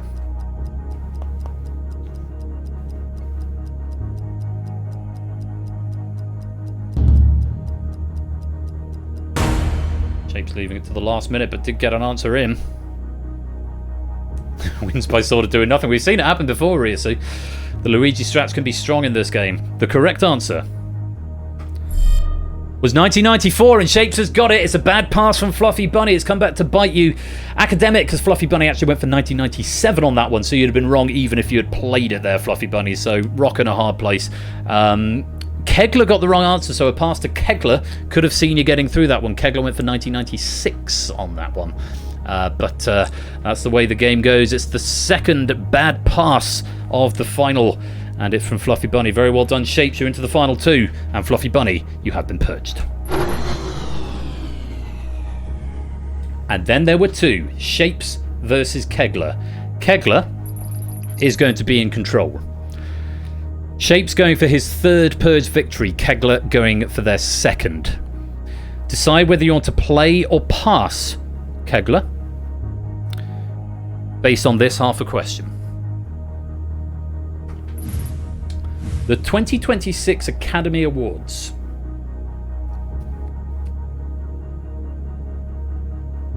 Play or pass? And it's the fourth final question, and it's the fourth past question. I don't think I've seen that before. All four questions in the final getting passed, and Shapes has passed one of them and been passed two of them. It worked out well for you with Fluffy's pass, Shapes. Can you make it through Kegler's pass as well?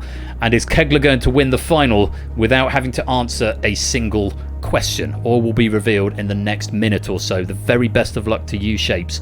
That question in full. The 2026 Academy Awards will introduce a new category for the first time in 25 years for Best What?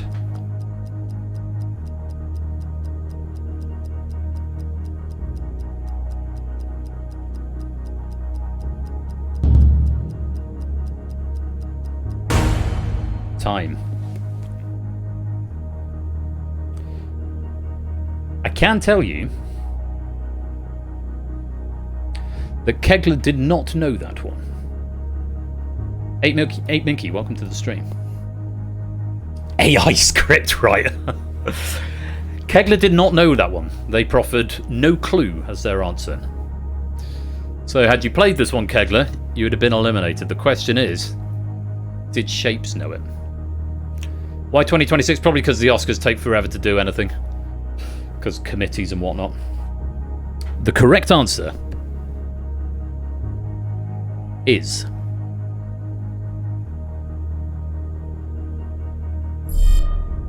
casting. It's best casting will be introduced in the 2026 ceremony for films released in 2025. And an FYI from Zeus, unused question from my last Purge pack. So it's finally got on its airing. And it's been the undoing of Shapes, who has gone for musical. It's not going to be a hat-trick of Purge victories, Shapes. Unfortunately, at the very last hurdle, it is the wrong answer, and you have been purged. Proved a very effective pass from Kegler, and he's done the Luigi strats. And for the second time in history, very many congratulations to Kegler Coach. You have survived the Purge.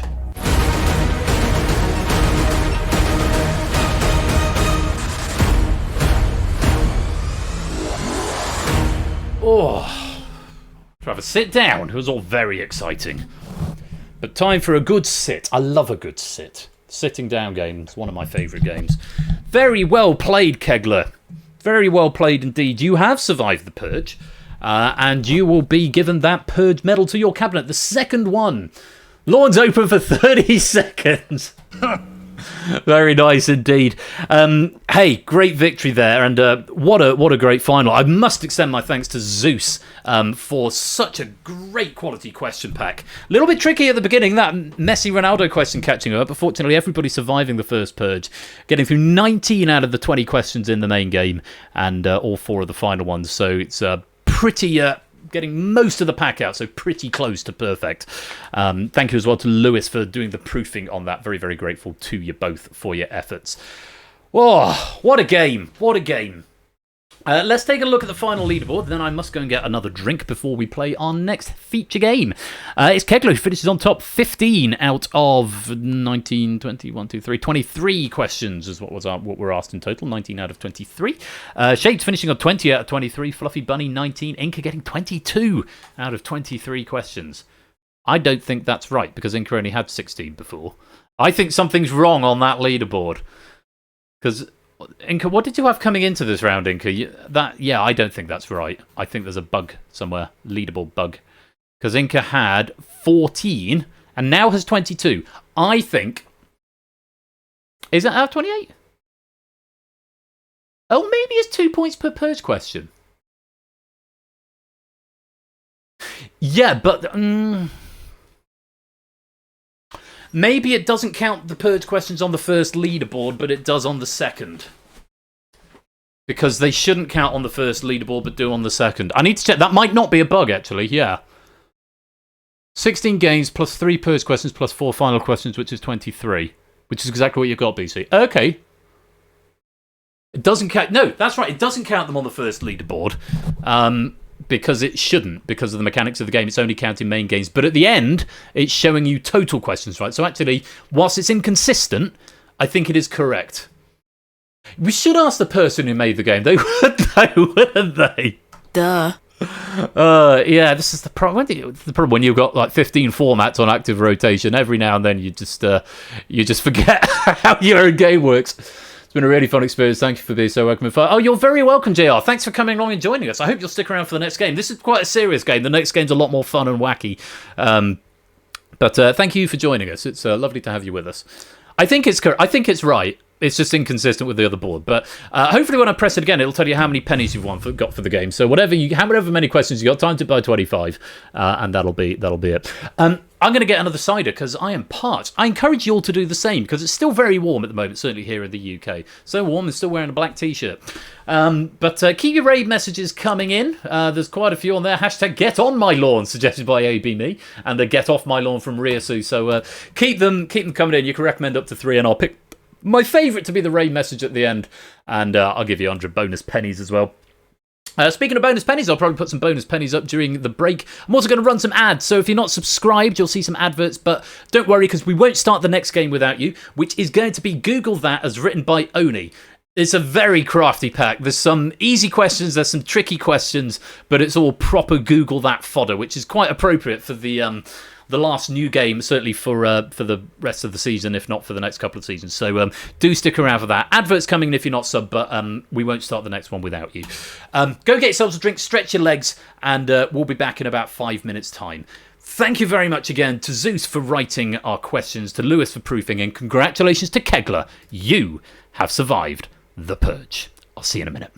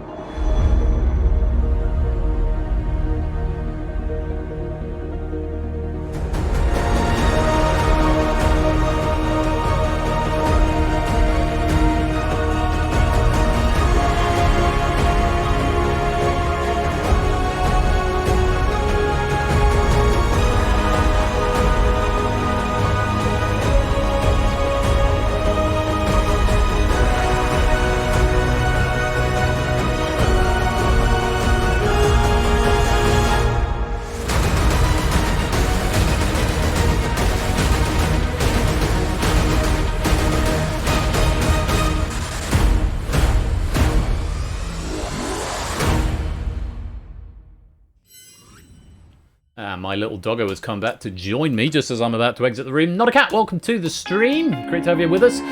Adverts coming in shortly, but we'll be back in about 4 or 5 minutes' time for the next game on this game night. It's Google That. It's been written by Oni, and it's going to be a good one. So make sure you stick around. Don't touch that dial. We'll be right back. A dial to record the flow of power and a way to control the power.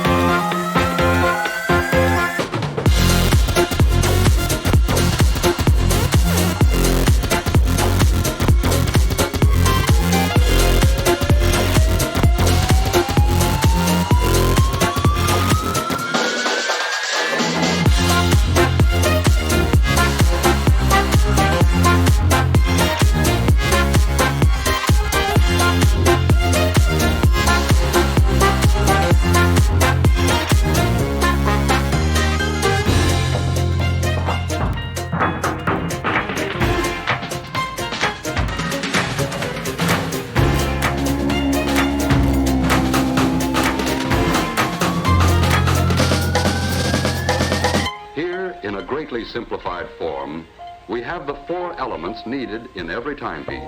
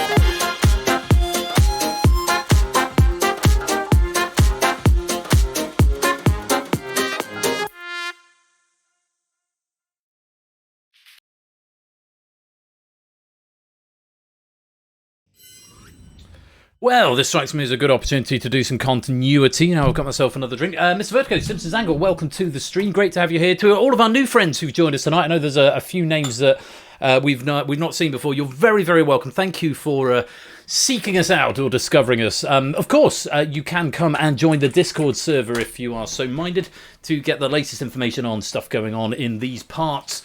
And of course, if you are fancy yourself a question writer, hey Lupine, welcome to the stream, great to have you with us. If you fancy yourself a question writer, you can get more details on submitting trivia of your own, so you can get your questions featured in the original formats that we play here at Game Night on Wednesday. No, we don't play on Wednesdays, that's Ash. On Saturdays and Thursdays. I'm going to say this now, and I'll say it at the end of the continuity as well. This next game is not played through the app, it is played through Hackbox. If you try and join through the app will crash.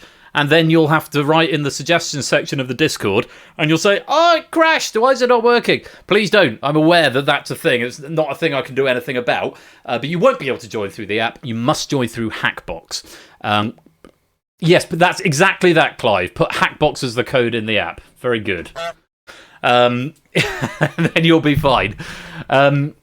So Hackbox for this next game. I mentioned earlier on that this is probably going to be the last time we'll see Google that for a while. As I mentioned, it's just there was something I needed to test for this pack from Oni, and it just took entirely too long to do it. And looking at the code, just going into it, it's like, oh my god, why are all 5 rounds built into a single class?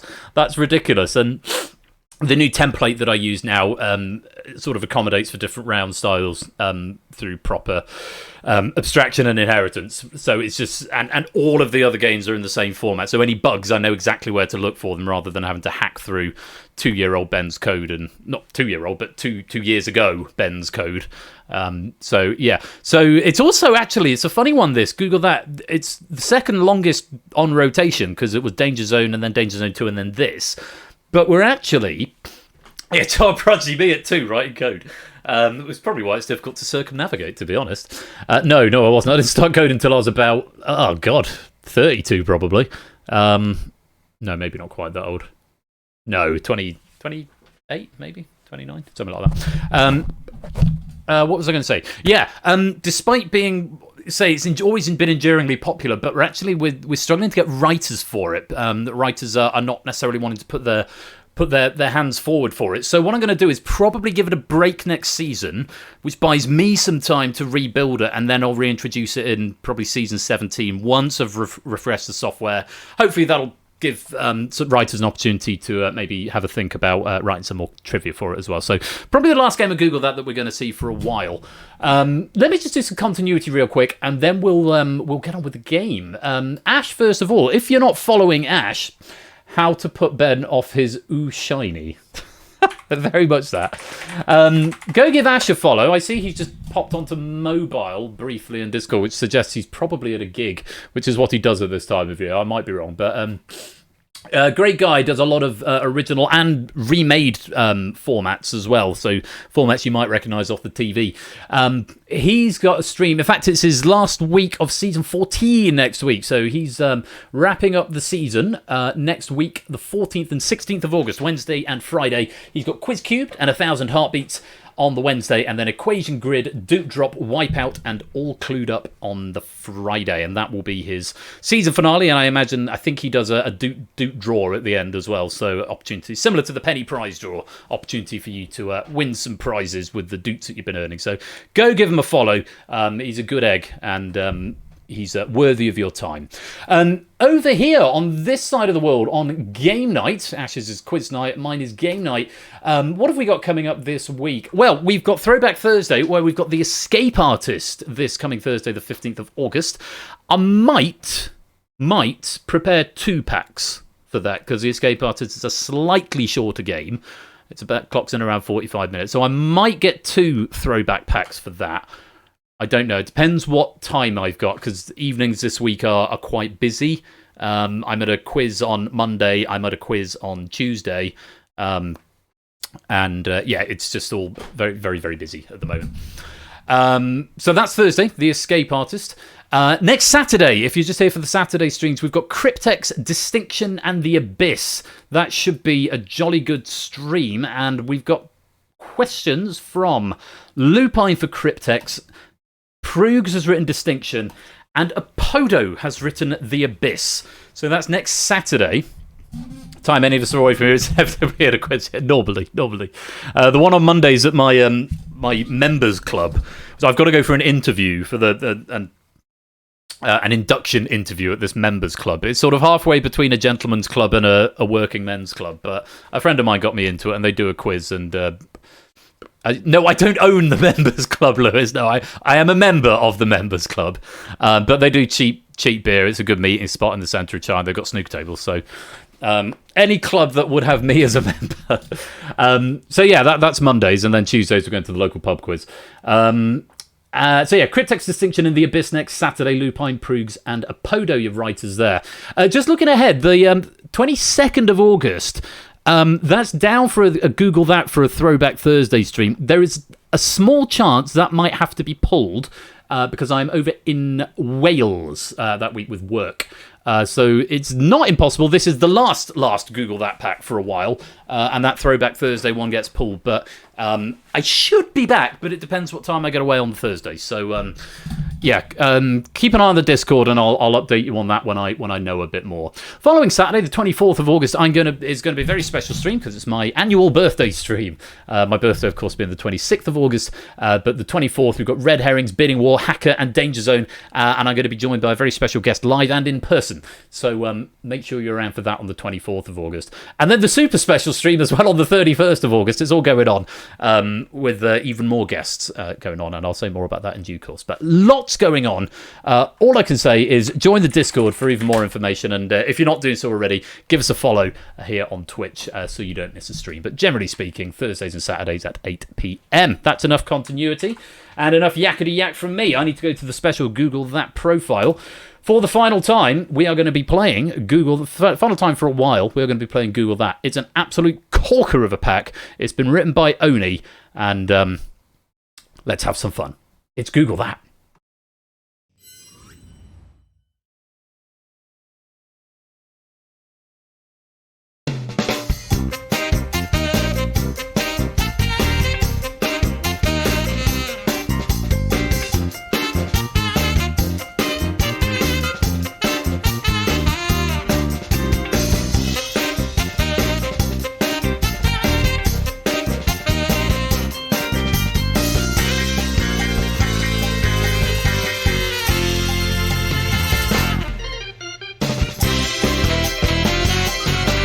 It's Google That! Or Google That, because of course it ducks the voice when I do the transition. Ligomaniac, welcome to the stream, and JR, welcome to the Discord server. Lovely to have you here. I've just given you the roles, so you should now be able to say hello to everyone else and generally be in the server.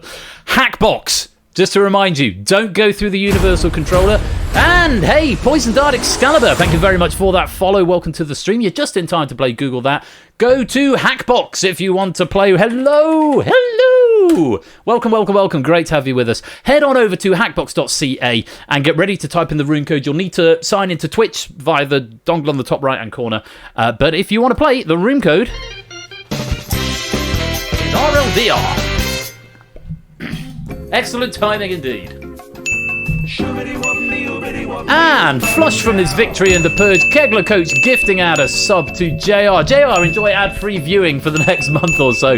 And Kegler, thank you very much for your generosity there. That was very kind of you. Poison Dart, welcome to the stream as well. Welcome. I need to find my Hackbox class because I'm going to need to change that at the end. But for the here and now, I need to turn logging off because that's going to drive me mad. No offense, Ash. Thank you for the logging that's included, but we have logging. It's a separate logging, so it's basically logging everything twice. Not hackbox.com. No, hackbox.ca. Because Canada. We've got Dev to thank for that. Thank you very much to Dev, as ever, for all his support he does on the back end of stuff with Hackbox and generally just making it happen. Very, very handy tool. How many have we got? 5, 10, 15, 20, 25, 30, 31. It's a good start. So that exclusion button, if you press it, it means you won't get to play in the hot seat game, but you will get to play in the behind the scenes game. The 12 players will be selected for the hot seat game. The games are basically the same, except it's slightly more exclusive and you get your avatar front and center. And that's where the gold, silver and bronze are won in the hot seat game, whereas the behind the scenes game, it's just a lobby medal up for grabs. I'll give it a couple more rounds of this bed and then we'll get going. AB Meat, Clyde, Mr. Vertigo, Inca, JR, Timor, Riff, Topper, Mark, Silver Electron, Rias, Ralph, Astrogali, Fluffy Bunny, Toot, Stilgar, Cola, Stimpson's Angle, Siu, Keshi, Pyro, Mango, Opsy, Kegler, Lingo, Fetz, Colin, Natter, BC Shapes and Poison Dart. Welcome to the game. Oh, it's a good send-off for it. I've proofed this one myself, so I'm definitely not going to be playing this one. But it's really good fun. Proper Google that fodder. For those of you who are new, or for those who perhaps want a reminder, the game is called Google That because it was, I think I mentioned earlier, my second original after Danger Zone, my second original format that stood the test of time, and it was born out of the exclamation mark is supposed to be actually slightly passive aggressive rather than an invitation. The idea was at the time we were suffering from people who were trying to cheat the games and basically Googling all the answers and therefore ruining the quiz for everyone. For those of you who are new, we do have a zero tolerance policy on cheating. There are checks and balances in some of the software and also in obviously amongst the administration and the moderation team. So we've got a good feel for when people are playing fair.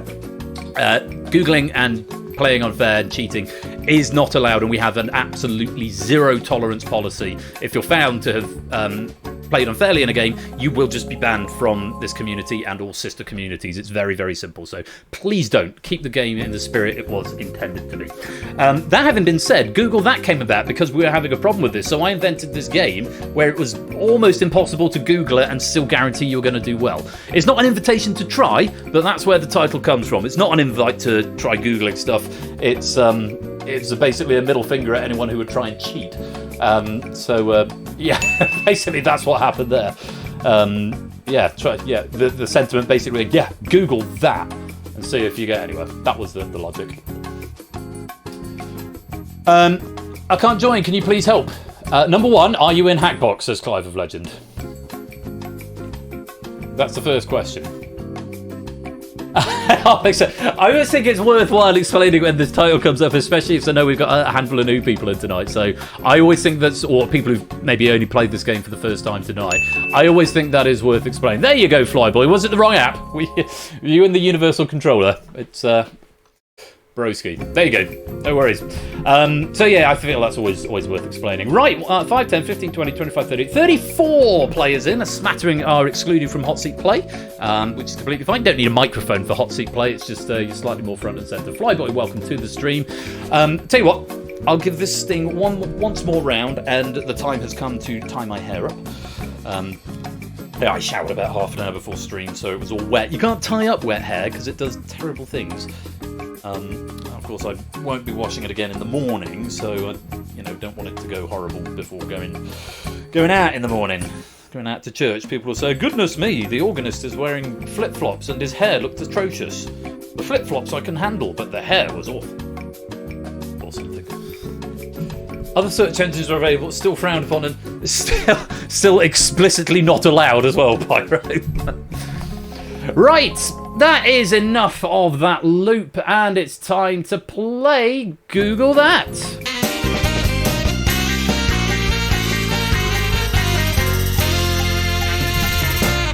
Yeah, bing this, we've had that one.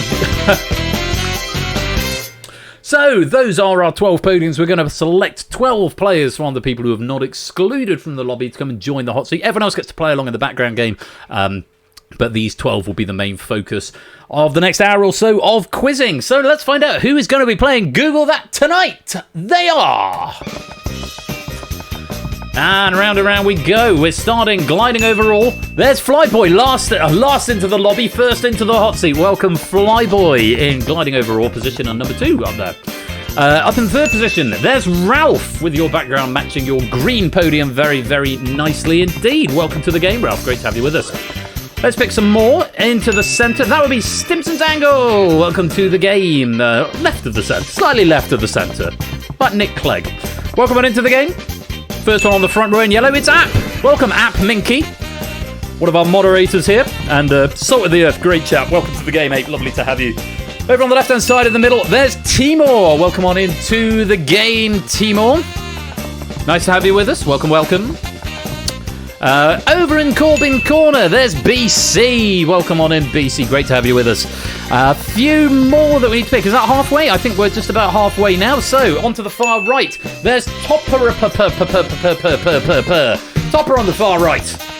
Hope you've not been writing. On we go. Next podium. Pole position. Starts off with Clive. He's a podium in a podium. Love to see it. Welcome to the game there, Clive. Is that the 1% club? Lovely stuff. Over on the right-hand side, there's Rias. Welcome on into the game, Rias. Lovely to have you here. 3 more podia that need filling. This little triangle of podia here. We're going with front and centre. There is Natter. Welcome to the game, Natter. The nice green podium. You with your Irish heritage. 2 more, the red and the yellow. 1 on the middle and 1 on the front row.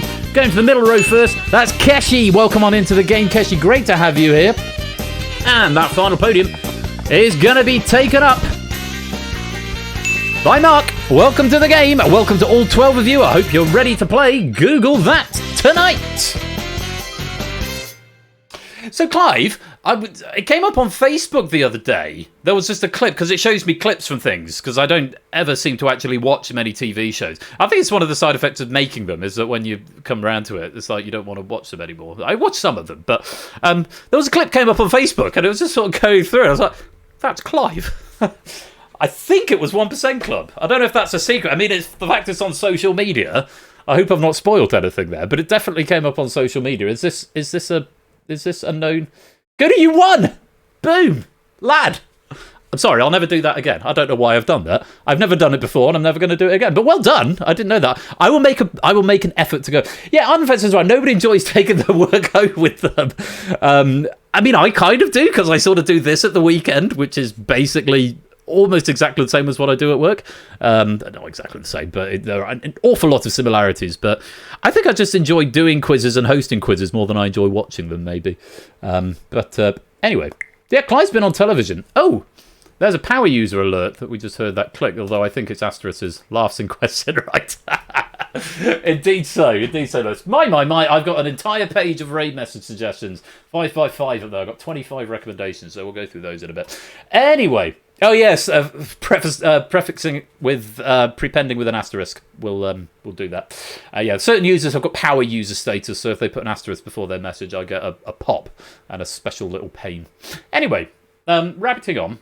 Welcome, all 12 of you. Great to have you with us. We're in for a great game of Google That, so I hope you've brought top intellect. Someone remind me. I asked Only Two. He's sort of half here and half not here. Oh, I saw him at the beginning. I haven't seen him for a while. But someone remind me. Before the final round, I need to change the Hackbox version.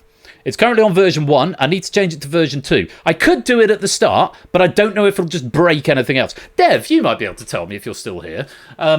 I don't know if it will break anything. I didn't have time to test it today, but in order to do the thing that I need to do in the final question, I need to change it to Hackbox version 2, and I need to remember to do that at the end, and I don't want to do it at the start in case it fucks everything else up.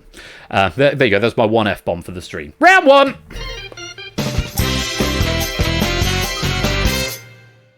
I've never met anyone who's been on Only Connect BC. Certainly never met anyone who's won it. How do I know? I've got five people who've won Only Connect. Round 1 is the early bird. I was in the studio for not when they won, but anyway. The early bird. Answer the multiple choice question as quickly as possible. Fastest correct answer will get 10 points. Subsequent correct answers will get 2 points fewer than the previous scorer. So 10, then 8, then 6, then 4, then 2. After the 5th correct answer has been received, the remaining players score no points, whether they are right or wrong. Okay, so it's not just about being right, it's about being fast. Okay, so the fastest, correctest answers will get the mostest points. Why is that there? That's a horrible place to put the progress gameplay button. I'm sorry, gang, I'm going to have to do something about that. Stream Deck XL, Stream Deck Regular. Let's put you there. That's a much better setup. Sorry, I was fixing my Stream Deck because it was. If I show you, it's like that now. So the progress gameplay button is there, but it was like all the way over here. I was like, "What are you doing there?"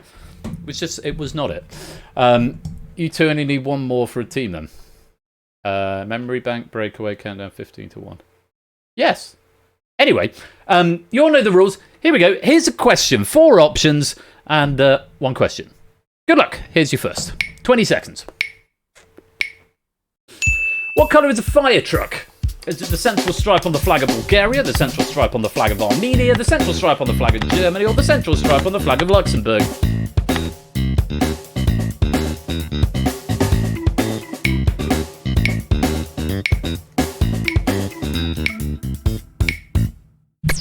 And there we go. It is the central stripe on the flag of Germany. It's red, as you might expect. Germany's flag goes black, red, gold.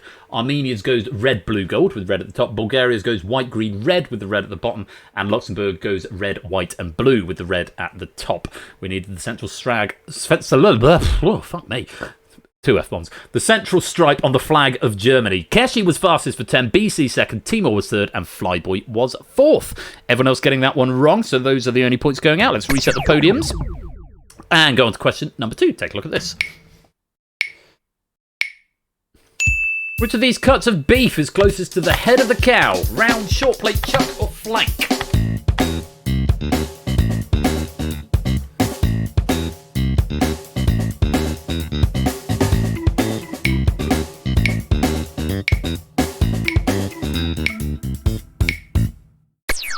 It's the chuck, which is basically the neck area. The plate and the flank are the underside of the belly, and the round is towards the back end below the rump. Who was fastest there? BC getting 10, Keshi getting 8, Mark getting 6, and Stimpson's Angle getting 4. Again, just the 4 players getting it right. So you can see you pop up what you said, and then you pop down is the points that you got. And the colour indicates whether you were right or wrong. Blue if you were the fastest, green if you were right but not the fastest, yellow, which we haven't seen yet, but yellow if you were right but too slow to get any points, and red if you were wrong. Let's reset the podiums. Did anyone ever play the game Point Blank? Did anyone ever play the game Point Blank? Because I always thought of, the shooter game, the bowling alley. You have with a light gun. Yeah, PS1 light gun game. Used to play at the bowling alley. Your mum would give you 50p, which is enough for 1 go, maybe, or 1 go with 2 of you. Yeah. Anyway, there were certain rounds on that were prefaced with, I think it was insane, and everything turned to fire, and then it just said insane into the screen. Does anyone remember that?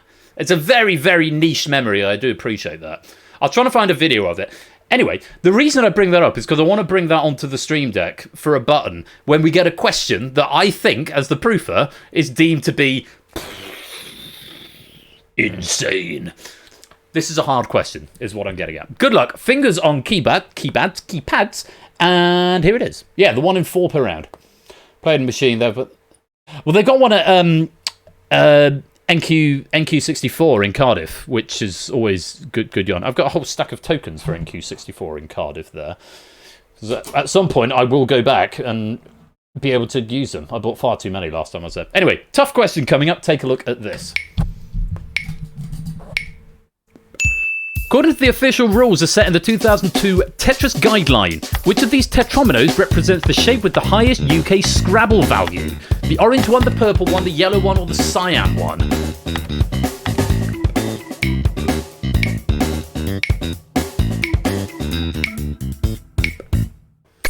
Tough question, I thought. Not least of all because I'm used to Tetris being in black and white. It's the orange one. Just to go through what we mean. The red block is a Z block, according to the Tetris Guideline. It's sort of Z-shaped, which is worth 10 points, but obviously that wasn't an option. The incorrect answers up here, purple, yellow, and cyan, are the T block for the purple. The yellow is the O, which is the 3x2. And the cyan is the I, which is the 4x1 block. Those are all worth 1 point in Scrabble. The orange one is the... Where did it say in my notes?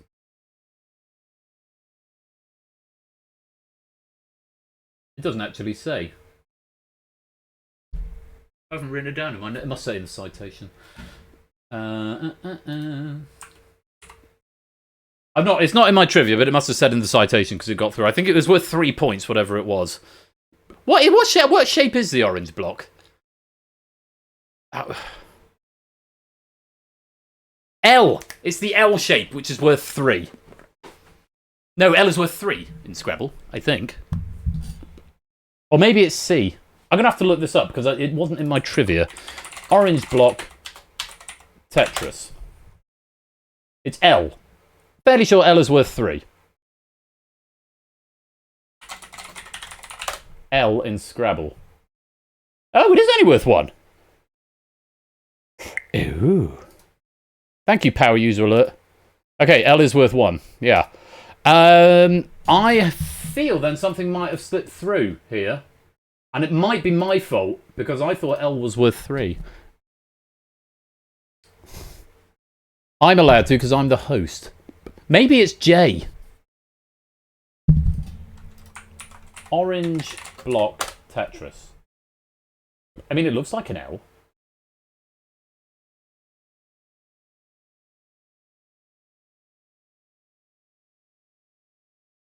I have a feeling that originally said red. I think we may have a question translation. Yeah. Right. Apologies, I'm going to have to do some editing of scores because we've got a flaw in the question. I think... Here's my my process. Yeah, we know red is Z. I said that one already, Mark. I think what's happened, because I've got red...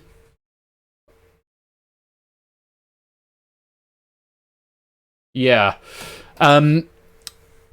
Okay, so let me talk through my train of thought here.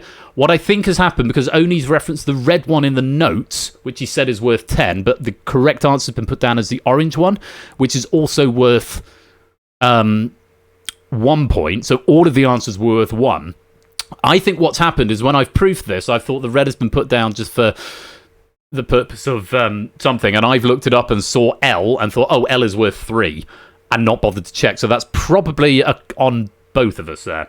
What I will do, regrettably, is call that question dead, and Clive, Mark, and Ralph, I'm going to have to deduct those points from you, the 10, 8, and 6, because it's not fair to give your points out. Background game, you're going to have to get, you'll get with what you've got. But regrettably, Clive, Mark, and Ralph, I'm going to have to take those questions, basically dead question. Very sorry. Let me edit that now before I forget. Give me a tick. Again, this is another reason I need to update the software because it's so old. Player editor, player index to focus on. Clive, display player data. New points, 0. Overwrite data. Cool. Mark, I need to take 8 off you. Mark, display player data, 14. So you should be on 6. Overwrite data. Actually, as editors go, this isn't the worst. I've definitely got worse ones than this. Ralph, display player data, overwrite data, 6. Very sorry about that, and that should update in just a moment for you on your podia. Frightfully sorry, but dead question. Occasionally these ones do slip through the cracks. Let's move on. Let's move on rapidly from it to our next question. 4 options. Take a look at this. Answer this before the ticking of the clock stops. Which of these literary devices isn't used at all in the unbloody tire question? Is it Timesis, Episiexis, Polyoptoton, or Onomatopoeia?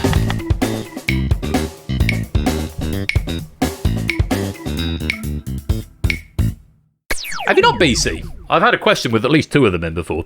It's Polyptoton. Polyptoton is the correct answer.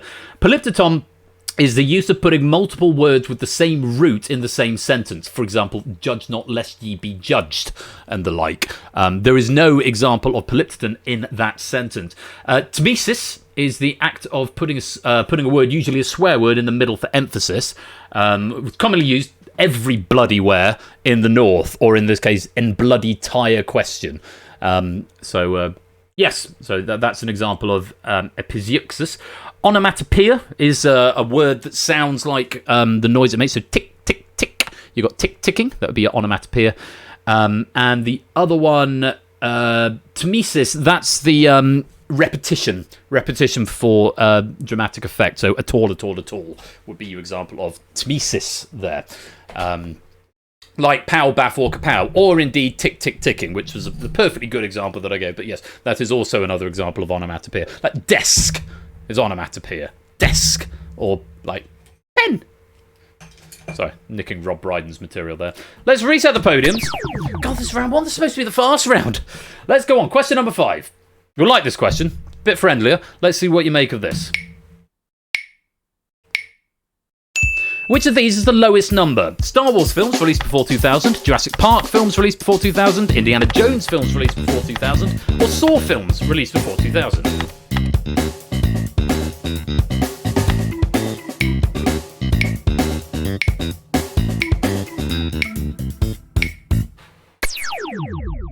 It was Saw films released before 2000. Comes to a good roundly number. 0. First Saw film was released in 2004. None before the year 2000. The other one, Star Wars, there were 4 films released in the 20th century, episodes 4, 5, 6, and 1. Jurassic Park, there were 2. The third Jurassic Park film was released in 2001, but there was still the original in 93, and then The Lost World in 98, I think, possibly 97. Indiana Jones, there were, of course, 3, the original trilogy, Raiders, Temple of Doom, and Last Crusade. Timor was fastest for 10 points there. BC was second for 8. Mark getting 6. Nata getting 4. Clive getting 2. Keshi, Ralph, App, and Stimson's Angle were all correct, but unfortunately just too slow to get any points there. And Rias and Flyboy were incorrect. That is the end of question 5, and eventually the end of round 1. Let's reset the podiums and check out the scores. Very good, Owner. Very good, Abe. It's called you Only then. Yeah. Make it back in Taboo. Is there Taboo? Is Taboo still a thing? Well, I think I've renamed Taboo. It's now called Chicken. Slightly different rule set. Anyway, at the end of that round, Aparius and Ralph are yet to score. Flyboy is on 4. Topper and Nat and Clive have all got 8, which means my score overriding has worked, which is good. Mark's on 12, Simpsons Angle 14 on the top row, Timor on 16, Keshi on 18, and BC on 26. Oh, it's Taboo round 3. Okay, we should ask the creator. You think he'd know? I don't know, Clive. I just don't know anymore. I had to look at the code earlier, and I really hope it's not me. Because it's a hot mess. Anyway, that's the end of round 1. How are we doing in the audience game? Shapes has got the lead with 22. Astrogali on 18. And Apodo's going to tap the sign at this point because it's going to fade away before I've read them all. Let's speed up. ABM on 2 on 17. Riff on 16. Inker on 14. Sue on 13. Cola on 12. Fluffy Bunny and Silent Marine on 11. JR and Opsy on 10. Silver Electro Pyro Lingo on 9. Poison Dart on 8. Fetch on 7. Mango on 5. Mr. Vertigo and Colin on 3. Stilgar and Kegler on 2. There we go, tapping the sign. But I got through them, so it was fine. They melt back into the mist. Round 2. Round 2 is chicken. It's the most complicated round ever, possibly. Bid from 1 to 10 based on the category. This is the amount of your points that you are risking on the question. You can bid more points than what you've got, but you can go into negative points, so be aware. Only the 6 highest bidders plus tied lowest bidders will be eligible to answer the question. So bid high if you definitely want to play. The low bidders get 1 point for each abstention or incorrect answer given by an eligible player up to a maximum of their bid. So if you only bid 2, you're less likely to be able to answer the question, but you will get up to 2 points, 1 point for every player who gets it wrong. So the strategy is, if you don't want to answer the question, bid low, but not too low. Okay? Because that minimises your points. But also don't bid too high, because you might accidentally get sucked into the question you don't want to answer. So a bit of strategy involved here. How many points do you want to risk getting on the question, getting right? How many other players do you think are going to bid high on it, and so forth? Anyway, if you're eligible and you get it right, you get awarded your bid. If you're wrong, you lose your bid. If you abstain, you only lose half of your bid. This is a strategy to prevent people from just bidding 10 on every question and then abstaining. But there is damage limitation to be done. So if you end up in the question and you've got like 8 points at stake and you think, shit, I've got no idea, abstaining means you'll only lose 4 rather than 8. So please do bear that in mind. Exactly the same rules for the audience game, except it's the top half rather than the top 6. 10 seconds to get your bids in at the front end of the question from 1 to 10, and then 20 seconds to answer each question. The category for the first question, classic Oni trivia here, is Oni's beer fridge.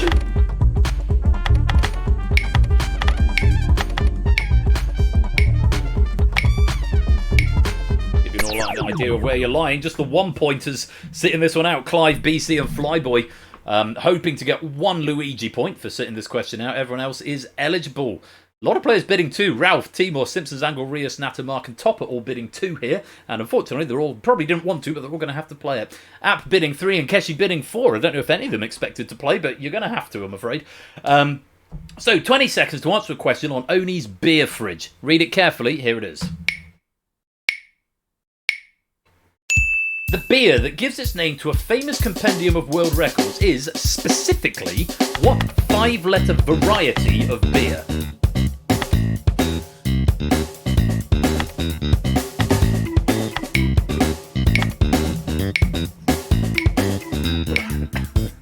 I was looking at the answers coming in. And it's a stout. It's Guinness, of course. Beer is Guinness, which is a stout. Regular Guinness doesn't belong in the fridge, TM. According to Oni. But the Nigerian export stuff, though, oh yeah. I have to say, my dad is a big Guinness drinker, and most of my colleagues tend to drink Guinness whenever I'm over in Caerphilly. They tend to drink Guinness. I personally can't stand the stuff. Never been able to stand the stuff. It's just not for me. I found it quite interesting. Whoa, Hunts! My dude! Thank you for the raid. Fuck me. Sorry, goodness me.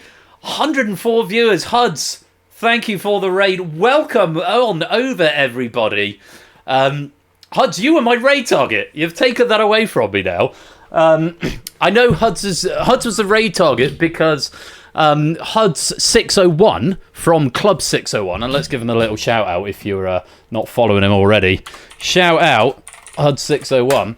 He's Huds 601, and today he celebrated his 601st episode on Twitch. So, Huds, thank you very much for honouring me with the raid after your 601st stream. I noticed you changed the game. How did Mrs. Huds get on with Sonic? It changed over to Big Kitty Little Kitty Big City after a while.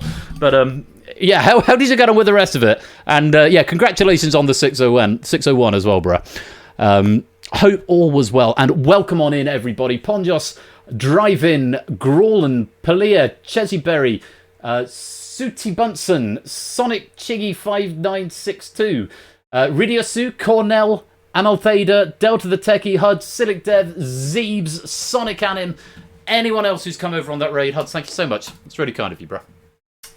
Welcome. We are in the middle of a game of Google That at the moment, which is a game where you are not supposed to Google, but the questions are designed that they are ungoogleable or ingoogleable.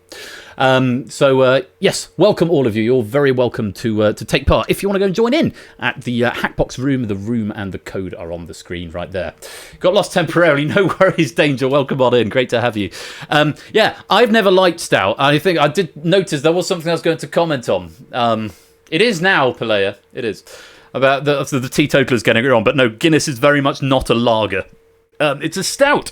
BC, Clive and Flyboy getting their 1 Luigi point. Quite a few 2s and 4s going out there. Keshi getting his 4, Ape getting his 3, and everyone else who got it wrong losing 2 points there. Let's reset the podia, and we'll go on to the next category.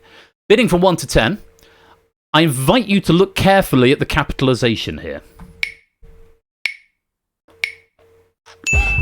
That was uncalled for.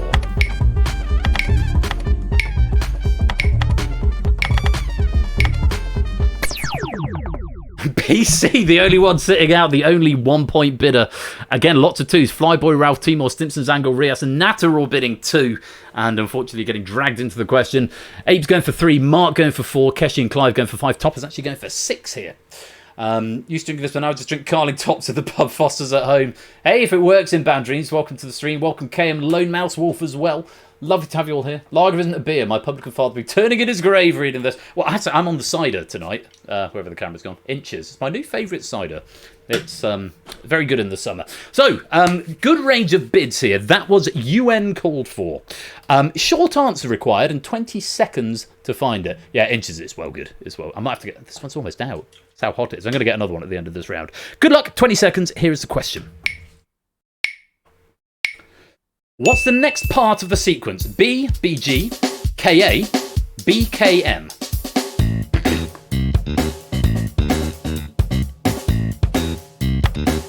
I do recall you promised chocolate hugs.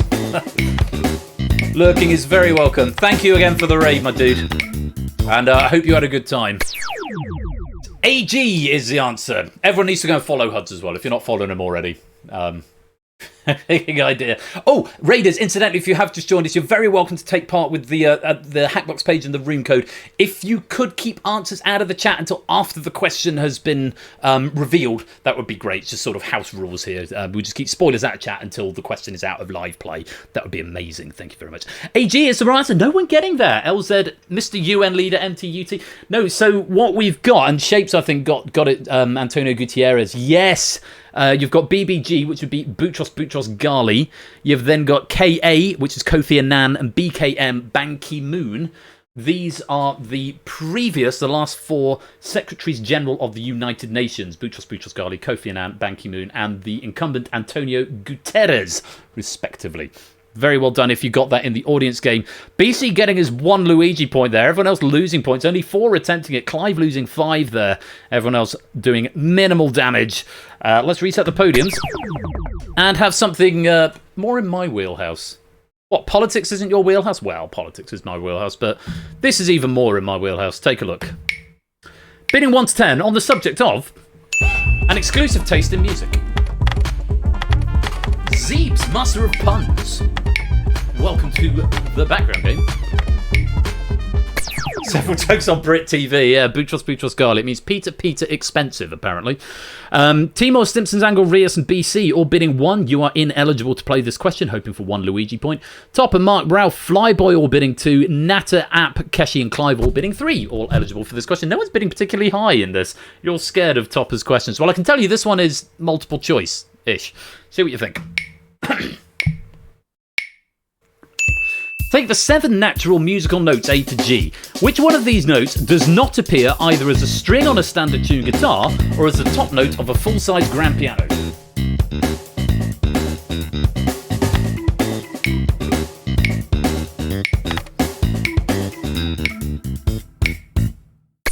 And again, we're all strung up. Flyboy getting there for 2 points. Very well played. Luigi points going out to all of our players who were ineligible. E is the top and bottom note of a guitar, Keshi, so that one's not going to count. Ape, C is the top note of a full-size grand piano, and Natter B also you'd get on a guitar. So guitar goes E, A, D, G, B, and then E again. And the top note of a full-size grand piano is a C, which leaves us with F. So it was multiple choice, but a particularly mean multiple choice. Well done, Flyboy, getting yourself 2 points there. Damage limited by everybody else. Most points lost there is 3. Let's reset the podium. Next question. I like this one a lot. Bidding from 1 to 10 on the subject of a gassy rear end.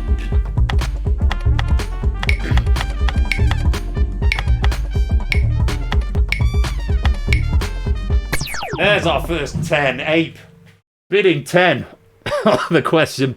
Keshi going for 5. Clive and Ralph going for 4. Mark for 3. Flyboy, Timor, Rias, Natter, and Topper all bidding 2. And Stimson, Hagland, BC. There's a strategy emerging here from BC, who's, again, hoping for some Luigi points here. Let's see what you make of this. A gassy rear end. Again, read it carefully and take a look at this. When ordered alphabetically, what's the last chemical element in the periodic table to occur naturally as a gas?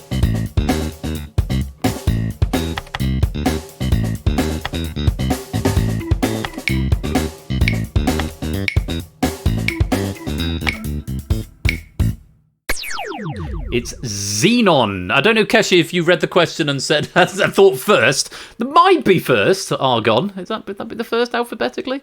But no, xenon is what we're after. There's a lot more green going on there. Keshi losing 5. Vanadium, no. Vanadium is not the right answer. Topper, I'm afraid you're losing 2 points. Oh, Natter, Xeon.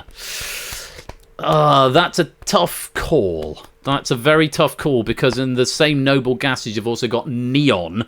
Although X and N aren't close to each other, I'm going to go for a ruling from Lewis on that, who's out of the game, because I think that's too close for me to call. I have an inclination as to what I'll do. Lewis, can you DM me a ruling? Hello, Lewis. Xeon. It's missing one letter, but it's also close to neon, which would be a wrong answer. I think intention is probably clear, but what do you think? I think intention is probably reasonably clear. Sorry, Natter, just sit there, Natter, while we talk about you.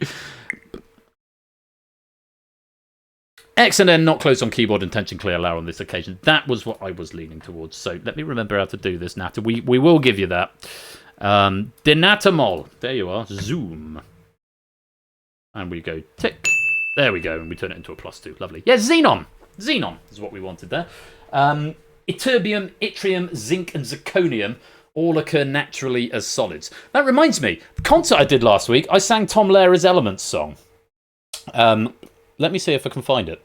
If I just bring that window out of display. If anyone wants to see it, maybe I'll show it at the end of this round, all right? Oh, no, pause for now, Maybe I'll show that at the end of the round. Oh, you see, you got me on a tangent already. But Xenon was the right answer. Well done if you got some points there. One more question in this round, bidding from 1 to 10. Tricky one. But let's see what you make of it. See, Master of Puns, thank you very much for that follow. Category, Oni kaufte eine Weltkarte.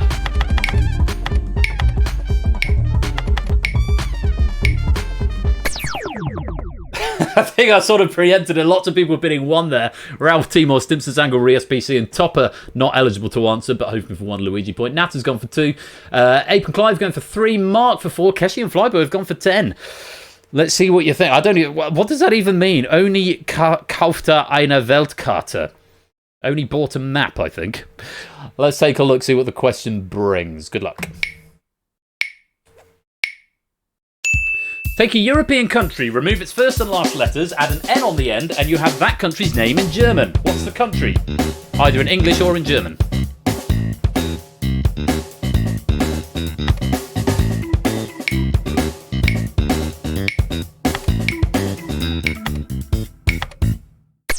That's hard in 20 seconds. Hungary is the answer, which is Ungarn. Ungarn, U-N-G-A-R-N in German. Lose the H, lose the Y, and add an N on the end. You'd get Ungarn, which is the German name, the Germanic name for Hungary. I hate this case, says Topper. The only one I know I'm not eligible. Oh, bro. Hey, you got your 1 Luigi point still. Flyboy losing 10. Ape losing 3. Clive losing 3. Keshi losing 10. Everyone else getting their 1 Luigi point, apart from Natter losing 1, Mark losing 2. With the abstention there. Let's reset the podium and check out the scores at the end of round 2. What a spicy question.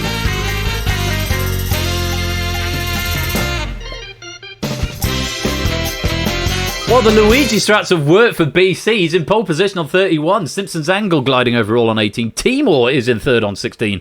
Mark has got 12. Ralph on 5. Apes on 4. Clive and Natter on 3. Rias on 2. Keshi and Topper on 1. Flyboy on -3. So most players in positive scores, which is not always a given after that round.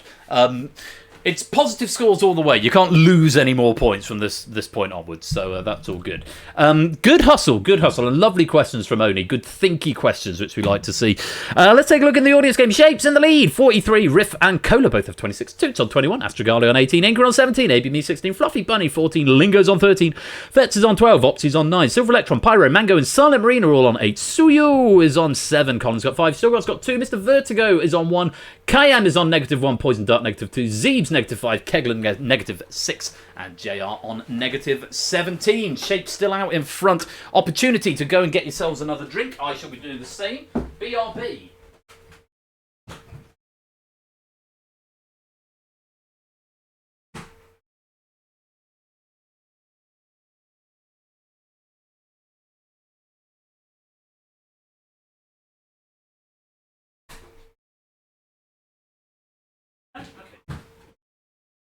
One of the things I'm planning on asking for my birthday is a beer fridge for my office, so that when I'm on the cider, I can just have it under my other desk. Beer fridge would be good. At least it's not wine tonight, so I don't have to go all the way to the wine cellar. What's in Ben's beer fridge? Just more inches at the moment, and probably some wine. Hello, Baniel. Have you come up to say hello? Do you want to come and see all of the Raiders? All of the Raiders and all of the friends that we've got on Twitch. All 96 of them, apparently. Oh, hello, Pup. Are you very smelly? Oh, you've got lots of bits in you. You got lots of bits from your walk earlier on. Yes, you have. Oh, he is a good doggo. He's an 11 out of 10 good doggo. Oh, but he's tired. Right, you're going to have to get down because you're slipping down. There you go. Good boy. And we've got to get on with the rest of the game. So, let's play on round 3. His name is Dexter, Poison Dart Excalibur. He's a working Cocker Spaniel, though we call him Bear as well. Dexter Bear. Doggy on angle 95 degrees. Yeah, he is the goodest of good doggos. Round 3 is Taboo, which is the round I couldn't remember before, but is this one. You need to give me a single answer to the list form question. The fewer people who say any given correct answer, the more points are awarded. Unique answers score 10 points. Answers shared by 2 players score 6 points. Subsequent shared answers score 2 points fewer than the previous shared answer. If 5 or more players give the same answer, no points are awarded. So, if you're playing in the hot seat game, you want to give me the rarest answer, the answer you think nobody else is going to say, okay? If you are in the lobby game, however, slightly different game for you, all you've got to do is match with something that someone says in the hot seat game, whether they're right or not, okay? You get 5 points if you match with anyone. So, lobby players, you're thinking of the rarest answers. Sorry, beg your pardon. Hot seat players, you're thinking of the rarest correct answers that no one else is going to say.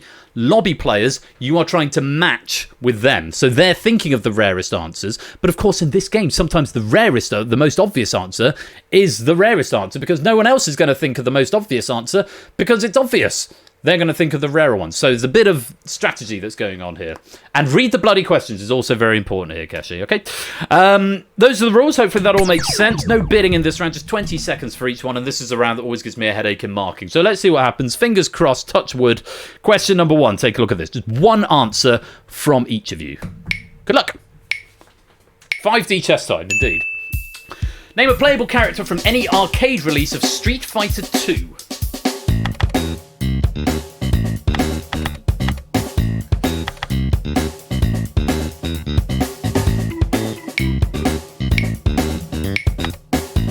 Quick. Stimson's angle. There we go. This is really interesting because a lot of players have gone with... There were 3 answers here that I think 3 answers I'd never heard from because they were in Street Fighter 2 Turbo, which I was sure I'd played. But yeah, I remember playing this for 20p of time at the arcade at Allied Club, which was since been renamed to something else, but that was the club my dad was a member of. Correct answers, Akuma was one of the ones I'd not heard of. Balrog, he was the boxer. Blanca, there was the sort of monster creature. Cammy, another one I'd never heard of. Chun-Li, she was the Chinese one who used to go and do the spin kick thing. DJ, another one I'd never heard of. Dalsim, he was the yoga master who had the stretchy arms and the fire breath. E Honda, who apparently is called Edmund, which I never knew. I just used to pick E Honda all the time because he'd go with the arm, just do the up and down arm thing and beat everyone. That was my plan. Fei Long, I'd never heard of. Guile, I'd heard. He was Sonic Boom. That was Guile, I think. And Ken Hadouken. No, right, Ryu did Hadouken, but Ken did one as well. M. Bison, who's apparently called Michael Bison. I think he was the boss, the one wearing the suit, played by Raul Julia in the film. Ryu, or Ryu, as I always used to call him, who was the martial arts expert. He did do Hadouken. Sagat was a really tall one. Sagat. He always had an eye patch. Really tall and did...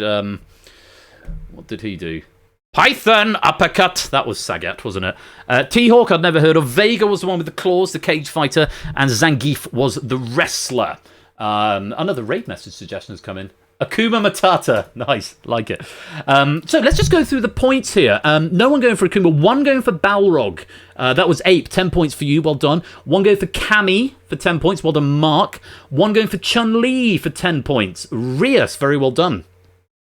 DJ Dalsim, E. Honda, Feilong, Guile, no one saying that. One going for Ken. That was Clive for 10 points. Well done there. No one for Bison. One going for Ryu, or Ryu. Who said Ryu? BC going for Ryu. One going for Sagat, which was Timor, 10 points there. Three going for Titsay, one of the ones I'd never heard of, so obviously thinking it's a rare one. But Keshi, Ralph, and Stimson's Angle all going for T-Hawk, only getting 4 points for being shared 3 ways. And one going for Vega. That was Natter for 10 points. Very well done. Lots of points going on there. Terry and Goku, I'm afraid, are incorrect answers. Let's reset the podiums. Right. Boxer, Claw, and Dictator, just to make it simpler.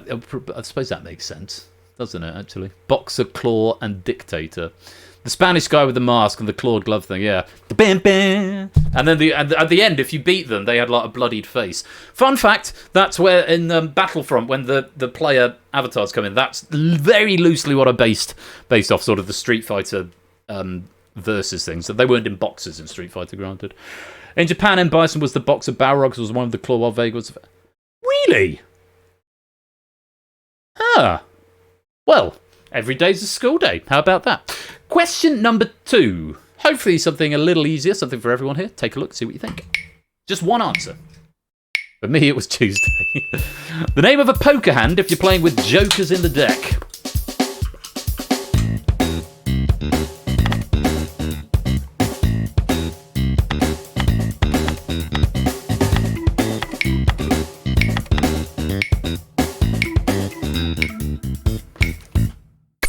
You have no idea how sad I am that no one has said Royal Flush. I mean, I'm like right here. Come on, guys. Royal Flush. We were counting Royal Flush and Straight Flush as technically distinct hands, even though a Royal Flush is just a high Straight Flush. We have treated them as separately. It's basically the usual poker hand rankings plus 5 of a kind, because you've got the option for quads plus a joker, which will give you 5 of a kind. I know, this is a... Pain. And also... Shame. On all of you. Seemed too obvious. Yeah, no one said it. It was too obvious. Flopped a Royal Flush yesterday. Did you actually, Lewis? That's incredible. I've only ever seen one Royal Flush in live play, and it came on the river, and it wasn't me who was holding the... I think I folded, but that's amazing. No, it's fine. An Ultra Royal Flush. Just to go through them. Yeah, 5 of a kind. 2 players have gone for 5 of a kind. Mark and Clive getting 6 points each. Nobody going for Royal Flush. Shame. 1 player, though, going for Straight Flush, which was Topper, getting 10 points. 2 going for 4 of a kind. That's Ape and Rias, getting 6 points each. No one going for Full House. 1 going for Regular Flush, Simpson's Angle for 10. 1 going for Straight Timor for 10. 2 going for 3 of a kind, or Trips, Ralph and Keshi, getting 6 points each. Nobody going for 2 pair. 2 players going for 1 pair, or pair. BC and Natter getting 6 points each, and 1 going for High Card, which is of course the default hand if you don't have anything else. 10 points to Flyboy there. Great, everybody getting some points. Lovely stuff. Let's reset the podiums. Right, another question. I think so. I like this one. Tested this on Megs a couple of days ago, and she got one of the rarer answers. I'm going to be interested to see if anyone matches with her. Let's see what happens. Question number 3. Change into my day shorts in a minute again.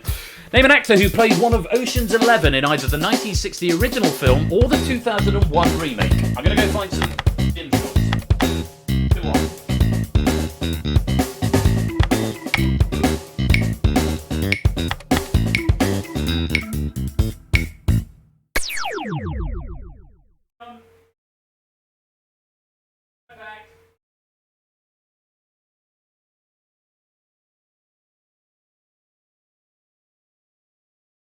Sorry, I'm just changing into something slightly comfortable.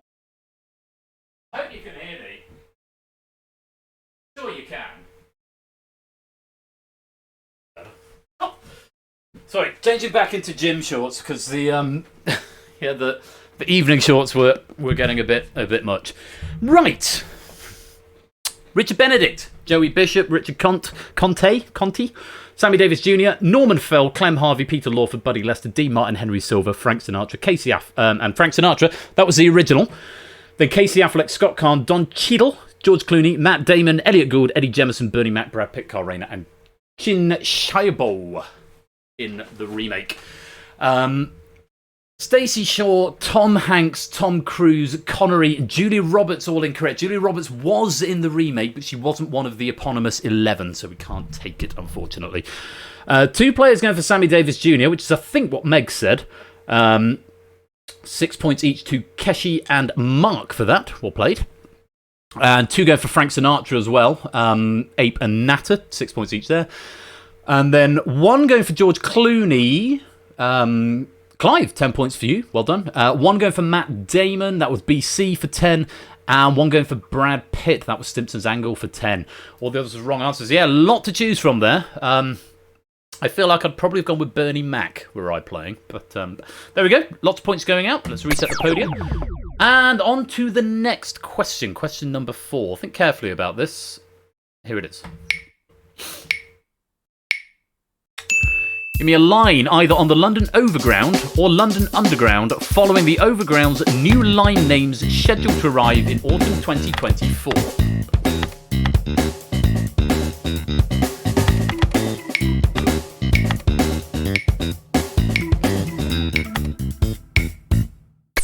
Mark and Simpson's Angle, you're in good company, but unfortunately the Elizabeth line doesn't count here. You're in good company because that's what Meg said as well. Mornington Crescent is a station, but not a line. Although I suspect you might have been referencing something else there. So the line's a separate rail line, not part of the London Overground or the Underground network. I've also got a note from Oni to disallow London Wombling free, but give an A for effort and predictability. I don't think anyone in the main game has gone for that one. Yeah, well, you could have had Bakerloo, Central Circle, District, Hammersmith and City, Jubilee, Liberty, Lioness, Metropolitan, Mildmay, Northern, Piccadilly, Suffragette, Victoria, Waterloo and City, and Weaver and Windrush. Mildmay is good for 10 points from BC. Elizabeth, we've already talked about, is wrong. Piccadilly Circus. I don't think I can give you Piccadilly Circus because it's not the line. I could have given you Piccadilly, but Piccadilly Circus is the name of the station, not the name of the line. I don't think I can allow it. Elizabeth, we talked about. Liberty is not an answer. Oh, no, Liberty. Oh, you've said Liberty Line, Ralph. I see. No, you can have Liberty Line because you just added line onto the end. So that is completely fine.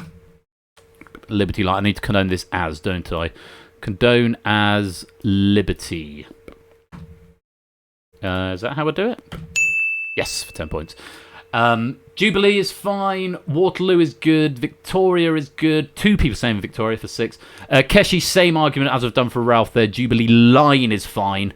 You can have it with the line on the end. Let me just find it real quick. Zoom. Jubilee Line. Jubilee. Tick. There you go. Windrush is good, and Main, unfortunately, incorrect. So yeah, line, you can have line on the end. If you said Piccadilly Line, Timor, I would have given that to you, but unfortunately Piccadilly Circus is the name of the station, not the line, so we can't have that. Yeah, it was I think it was kind of implied because line is in the question, but it's fine. We can overrule, so that's all good. Well played there. Lots of points going out. Let's reset the podiums. Bad luck if you went for Elizabeth there. Final question in this round, and good luck. Name an African country that won any medal at the 2020 Tokyo Olympics. Get all the Olympic questions out of the way in the next week or two, and then that's it for 4 years.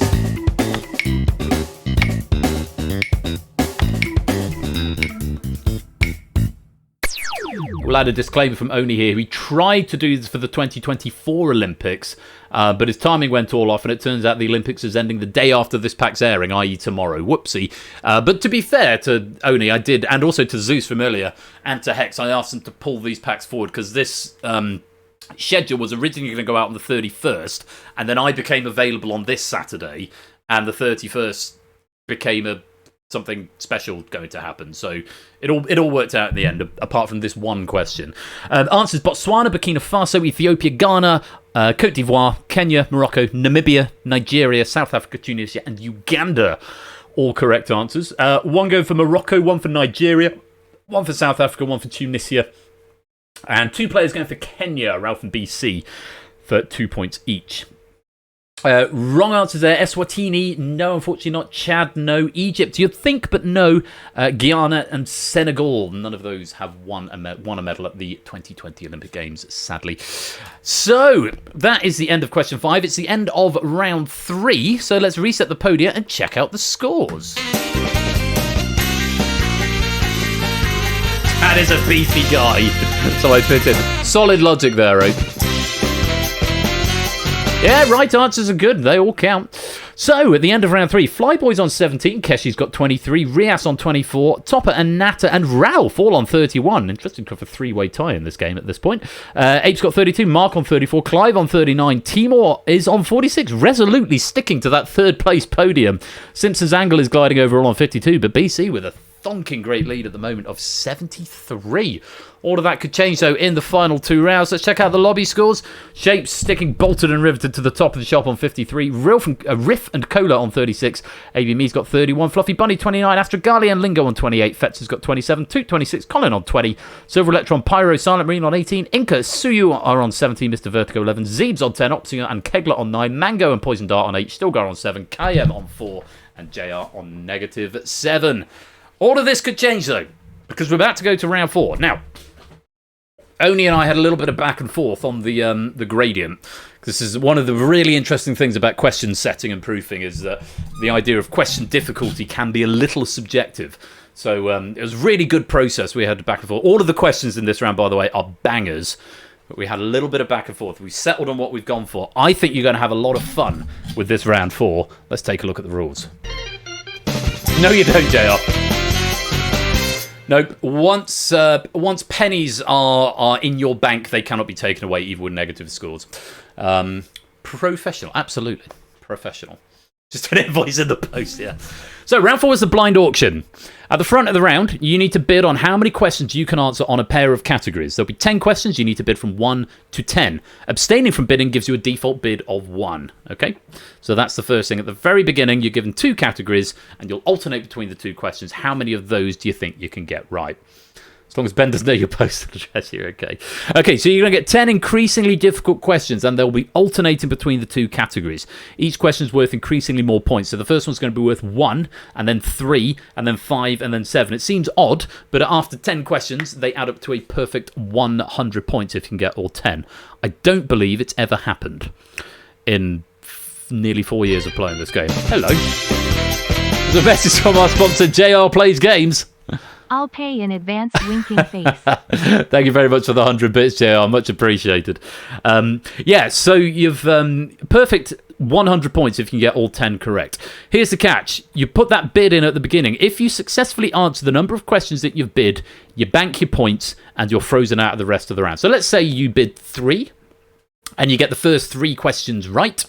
That's it. You get 1 plus 3 plus 5, which is 9 points, and that's it. You're done for the round. You don't get to answer any more.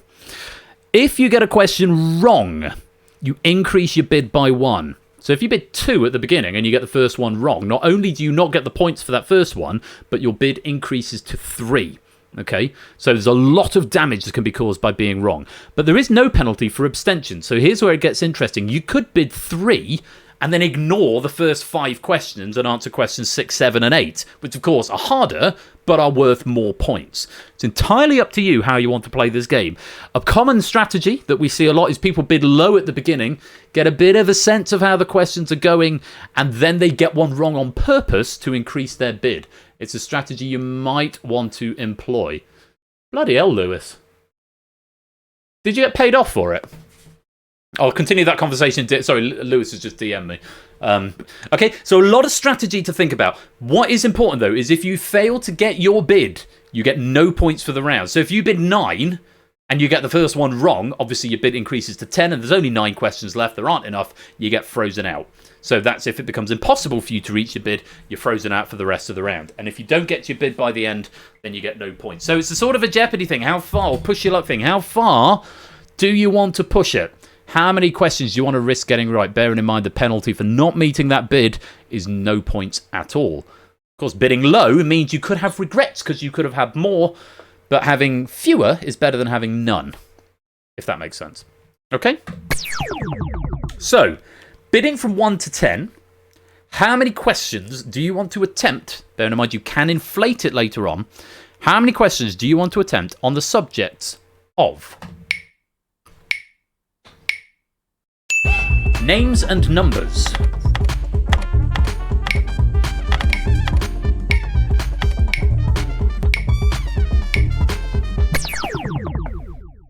Okay, bids are in. Clive, Ralph, Natter, Keshi, BC. All of them have bid 5. Mark has bid 6. Topper, Ape, Flyboy have bid 4. Stimpson's Angle, Timor, and Rias have bid 3. I think that's everyone. So that's a range from 3 to 6. Remember, you can push it up either by getting one wrong accidentally or getting one wrong on purpose. You can only get them down by getting questions right. If you abstain, your bid doesn't change, but of course you lose a question. Very best of luck to you all. Those of you who've bid low, you might not want to try the first question, or you might want to try and get out as quickly as possible just to get some points. Different strategies, horses for courses. It's going to depend on your points as well. Good luck. Here is the first question for 1 point on the subject of names. Which letter begins the names of several Apple products, including the Pod, Mac, and Phone?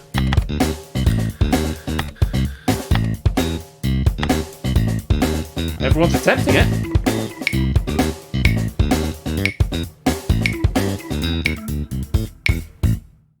It is, of course, the iPod, iMac, and iPhone.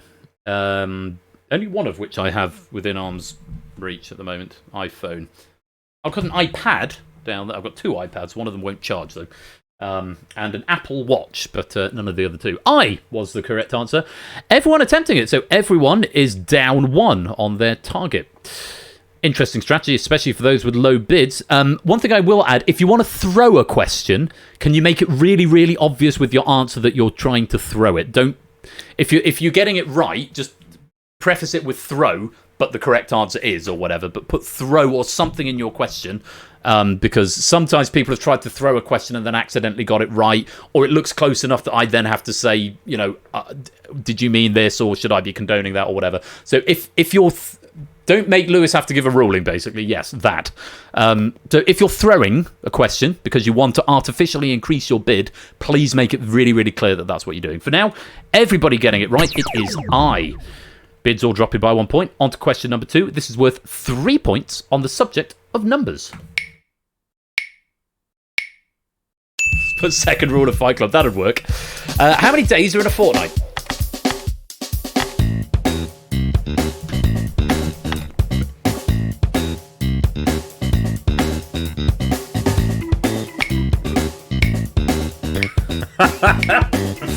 So I've just seen Ape's answer come through. Simpsons Angle is abstaining on this one. 3, but the correct answer is 3.14159235. Yes, it's throw, but pi. It's actually 14.8, but it will increase your bid up to 4 there. Simpsons Angle choosing not to answer that one. Still only after 2, but still lots of questions to go. Everyone else getting the correct answer of 14. Natter has put 14 in words. I think we are accepting all of the variants with words on the numbers questions, but the displayed answer will be in numbers. So your best bet is probably just to give the answer in numbers for the numbers questions, just FYI. Everyone else who attempted it, getting it right, apart from Ape who wants to throw. Let's reset the podium. Timor, you just need 1 more. Rias, you just need 1 more. I will stress, once you've got that 1 more, you cannot answer any more. So if you only want to get 9 points in total, get the next one right, but you won't be able to answer any more questions. Abstain if you want to wait, throw if you want to increase. Question number 3, back to names. Here we go. Noel and Liam, the 2 brothers in the rock band Oasis, share what surname? For 5 points.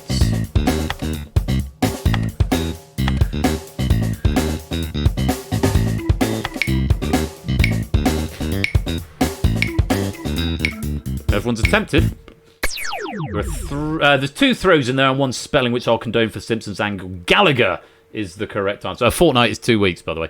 Timor is throwing. He's going to increase. Desert Rios, I am assuming that's a throw. But it might not be a throw. You might have thought it was desert, but you're going up to 2 either way.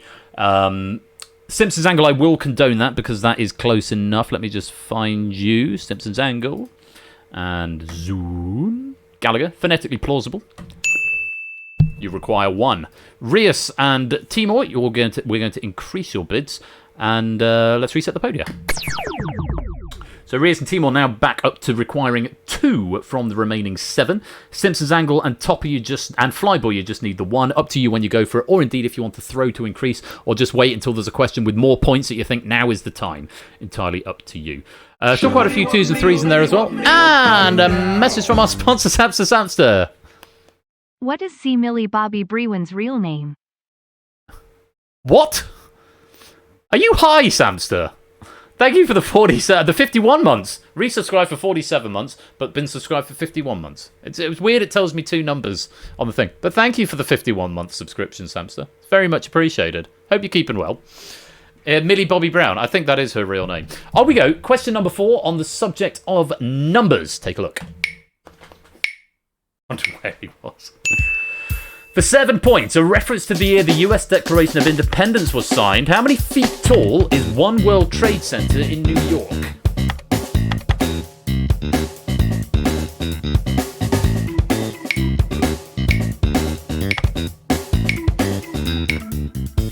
A few abstentions here. BC, Simpsons, Angle, Rios and Topper sitting this one out.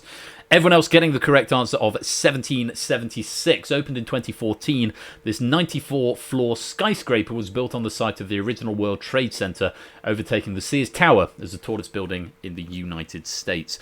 Flyboy, you've banked your points. 16 of them. Very well played. Banked my bid. Now Astrocard is one in the lobby getting the background game. Banking the bid. Now you can relax. Yes, you won't be able to answer any more at this point, even in the background game. Once you've banked, that's it. You can't answer anymore. Just sit back and enjoy the rest of the game. Flyboy, you've also banked. You're up to 33. Your points are safe. You won't be able to answer any more questions. Let's reset the podium. Let's take a look. Simpsons Angle, Timor, Ralph, Clive, Natter, Topper and Keshi all requiring 1. BC, Mark, Ape and Rias all requiring 2. There's still quite a lot of questions in here, so we may have some throws or we may just have some tactical abstentions. Let's see what the next question brings. Back to names. Take a look. You know all the remaining ones. For 9 points, who is the most recent winner of the Academy Award for Best Actress following her performance in 2023's Poor Things?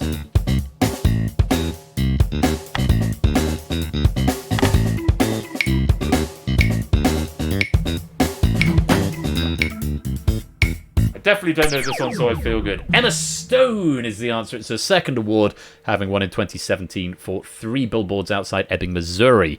Interesting film, that one. I watched it. I watched like 2/3 of it, the second 2/3. It was okay. Clive, banking out there with an Emma Stone. 25 points is what you bank for that. Keshi, you're going for, thank you, sir. May I have another? You may. We'll put you up to 2. And Ape going for SZA, which is also going to increase your bid up to 3, Ape. Stone was the correct answer from BC. And Clive banking out there. Let's reset the podium. Okay, bid increase for Ape and Keshi. BC, Simpsons Angle, Timor, Ralph, Topper and Natter. Also requiring 1. Mark, Rias and Keshi all needing 2. Ape now needing 3. Let's see what the next question brings. We're up to question number 6. This is numbers. Take a look. For 11 points, in a perfect 147 break in snooker, how many balls are potted? Emily wouldn't be accepted. I think that is technically her actual given name, but the rule we have, Danger, is that for real people, surname only is fine, but forename on its own is not. Generally, for fictional people, forename only is fine. Surname only occasionally is occasionally isn't, but Emily in that instance would not have been accepted. 36 was the correct answer. Natter was off by 1. So unfortunately, you're going to get an increase up to 2. Yeah, it's quite straightforward. Pot will 15 reds alternated with 15 blacks. That's 30. And then do the remaining 6 colours, yellow, green, brown, blue, pink, black, for a total of 36. Everyone who attempted that, apart from Natter getting it right, and quite a few of them banking. BC banking 29, Simpsons Angle banking 17, Timor banking 22, Ralph banking 27, and Topper banking 20. Really interesting. We're getting a lot of early banks, more than we normally get at this stage of the game. Lots of early banks, but it means lots of points are going out, which is very, very important going into the final round. Let's reset the podium. We have still got 5 players in live play. Natter goes up to 2. Ape also on 2. Mark, Rios and Keshi all needing 1. We have still got 4 questions left. Names, names and numbers. This next one is on names. I think this one is worth 3, 5, 7, 9, 11, 13 points it should be. Let's see what you make of it. Take a look. For 13 points, in 2007, the digital TV comedy channel UKTV G2 changed its name to what 4-letter name?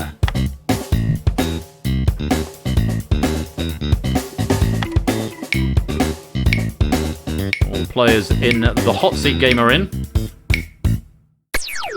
Dave was the answer, and some of the pop downs are appearing and some of them are lost in the stage. Yeah, Dave. Allegedly, because everyone knows a mate called Dave, they formally changed the name to You and Dave and in August 2024, but I think it's definitely, everyone is still going to call it Dave. Not Gold, that was a different one. There was definitely a UK TV Gold. I remember that from having Sky growing up. Hello, Samster, as well, by the way, formally. Welcome to the stream. But Gold is not the answer. Natter. Oh, with the 35 on the snooker and now Gold here, you're up to 3, and there are only 3 questions left.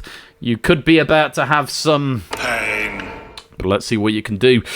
Mark banking 40, Keshi banking 40, Rios banking 28. Let's reset the podium. Natty, you need all 3. Ape, you need 1 of the remaining 3. Ape, you can afford to get one wrong and still bank out. Natter, you can't afford to get one wrong or even abstain. You must attempt every question if you want to stay in with a chance. Good luck. Here's another numbers question. Take a look at this. Simpsons on a nice 69. For 15 points, in the US DEFCON system, what number represents the highest level of severity?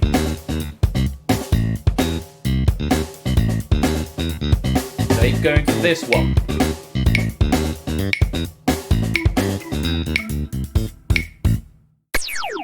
Ape is going to sit this one out. Very well done, Natty. You survived for now. It's 1.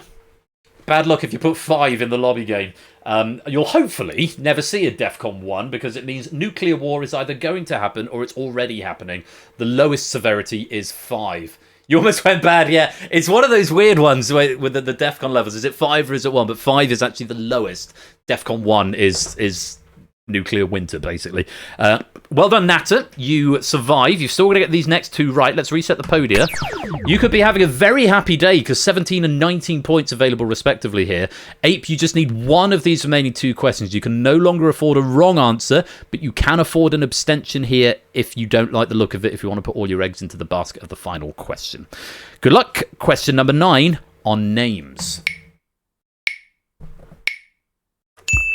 For 17 points, an octopus at the Sea Life Centre in Oberhausen, Germany, became famous in 2010 due to its ability to predict the outcomes of football matches. What was its name?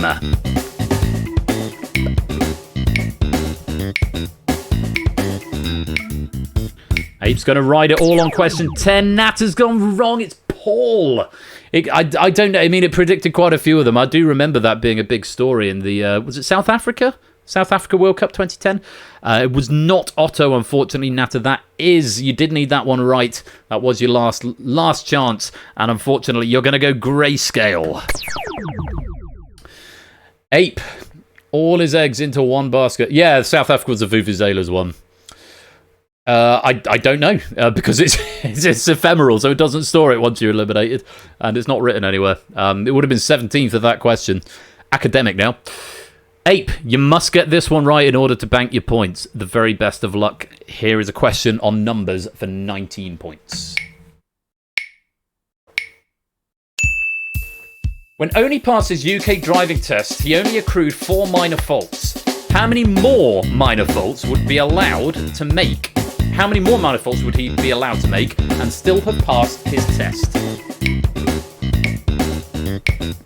Spray and pray. It is a good question. The answer is as many as 11. If it made 11 more, it would have been 15, which would have been valid, because in the UK driving test, the practical UK driving test is failed if a candidate receives either 16 minor faults or 1 major serious fault. That's the same as it was when I passed my driving test in 2011, I think. I was quite late learning to drive. I didn't pass my test until I was about 23. But yeah, it was. I passed first time. I'll have you know. I'll leave Oni to tell you if he's here. It's not my place to say whether or not he passed first time. I had more minors than he did. I think I had 7 minors on mine, 6 or 7 minors. Only had 4. Only had 4. You're allowed up to 15, or 1 serious fault, or dangerous fault, which is another category, which I did on a mock test when I tried to do a reverse around the corner with the parking brake on, which wasn't fun. Unfortunately, 4 was not the right answer there, Ape, so you don't get any points. You're going to go grayscale, but that is the end of question 10. It's the end of round 4. Let's reset the podia and check out the scores.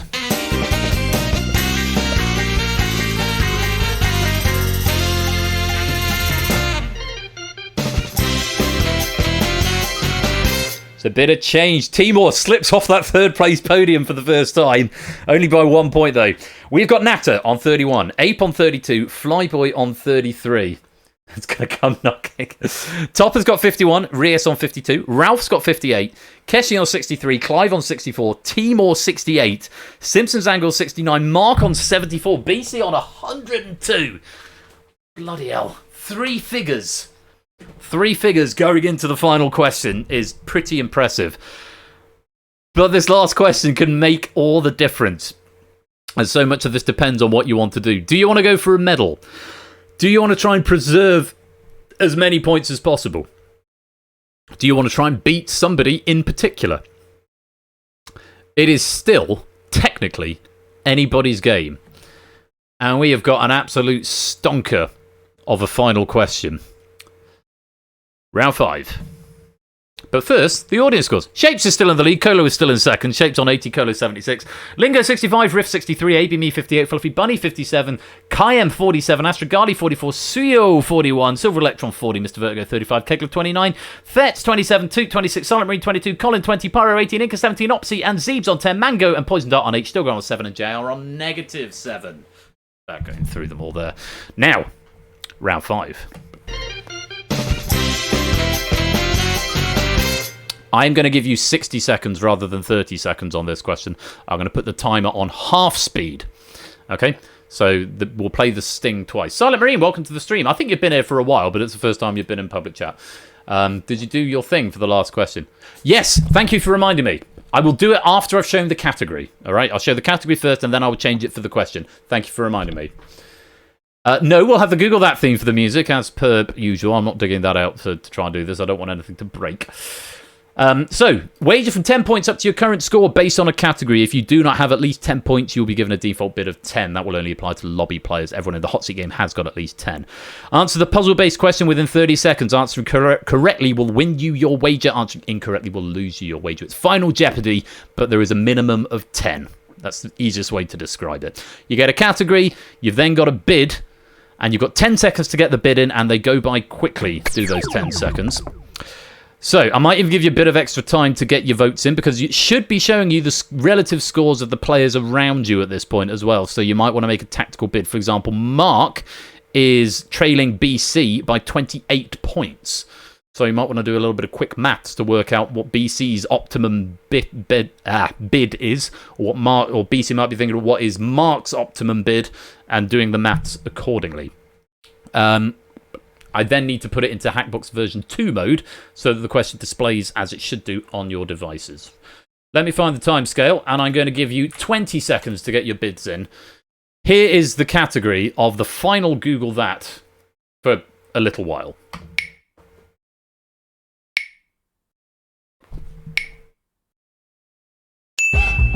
Only bought a map, but in English this time.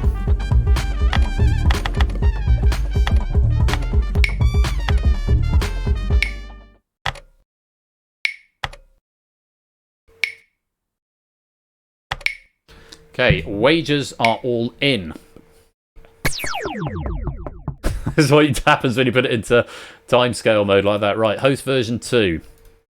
Get the audio ready because I'm going to have to play it twice. Audio, soundtrack, main theme, which is only 30 seconds. I implore you to look very carefully at this question, and there's a reason it's had to go into host version 2. It'll do something with rich tags. Basically, it will italicize some text, both on the broadcast and on your Hackbox devices. This is a proper Google that question, and I wish you all the very best of luck. I will add, for clarity, I can see what everyone has wagered, but I do not see what you put in as your answer until it comes to your podium. All right? So I know what everyone's wagered, but I don't know what you're going to say. Good luck. Here is the final question.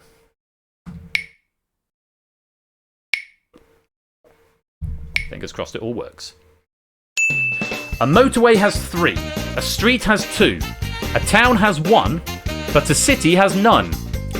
How many does a neighbourhood have?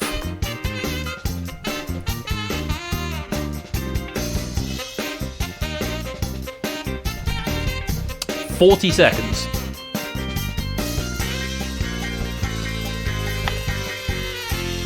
Rios is in. Natter's in.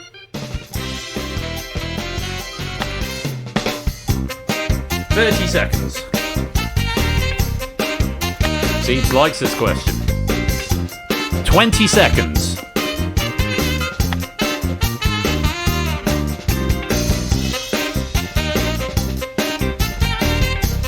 10 seconds. Give me an answer. It's a number. 5 seconds. Come on, give me something. BC, thank you. And the reason I had to put it into host version 2 was because it will italicize the text, which it won't do in host version 1. But I didn't have time to test the rest of the game to see if it would break anything. So, a motorway has 3, a street has 2, a town has 1, but a city has none. How many does a neighbourhood have? I have to say, my mind isn't particularly wide in this direction, but when I got the pack through and I was proofing it, I've got the explanation written here, and I still couldn't quite figure it out. I had to have Oni hold me by the hand and talk me through it in very special terms. Fluffy Squirrel, welcome to the stream. Wasn't the riddle I thought it was. It was a number. The correct answer... No spoilers, because you now know whether you're right or wrong. It was 7.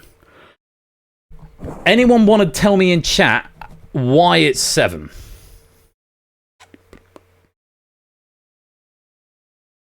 Holes! Holes is the right answer. It's a trademark Oni typeface question. It is. If you know Oni, you've got a bit of an advantage because he's a font master. Yeah, it's to do with the number of spaces in each of the words. So a motorway, sorry, enclosed spaces. So a motorway has got 3 because there's an enclosed space on the 2 O's and the A. And I checked, this is the thing I had to check. I had to check that the fonts were consistent across the broadcast and the Hackbox text, which is why it's one of those very, specific questions. And it was such an arse-ache to do it. This is why I need to rebuild the software. Street, you've got enclosed spaces on the 2 E's, so that's 2. Town, just the 1 O, but none of the spaces are enclosed in city. The kerning of this font makes the C and the I look like they're enclosed, but the individual letters aren't. Neighbourhood, the E, the G, the B, the O, the other 2 O's, and the D gives you 7. Pain.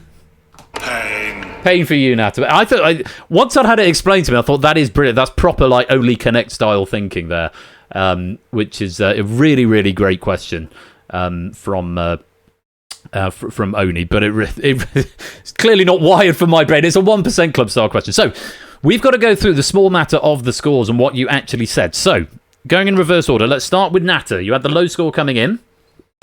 You went for 5. Not the right answer, I'm afraid. You're going to lose 30 points, all but 1. You go home with 1 single solitary point. Please skip over me when showing answers. I haven't got the power to do that. The software is not sufficiently powerful enough. Ape has got the right answer. 7. How many points did you wager?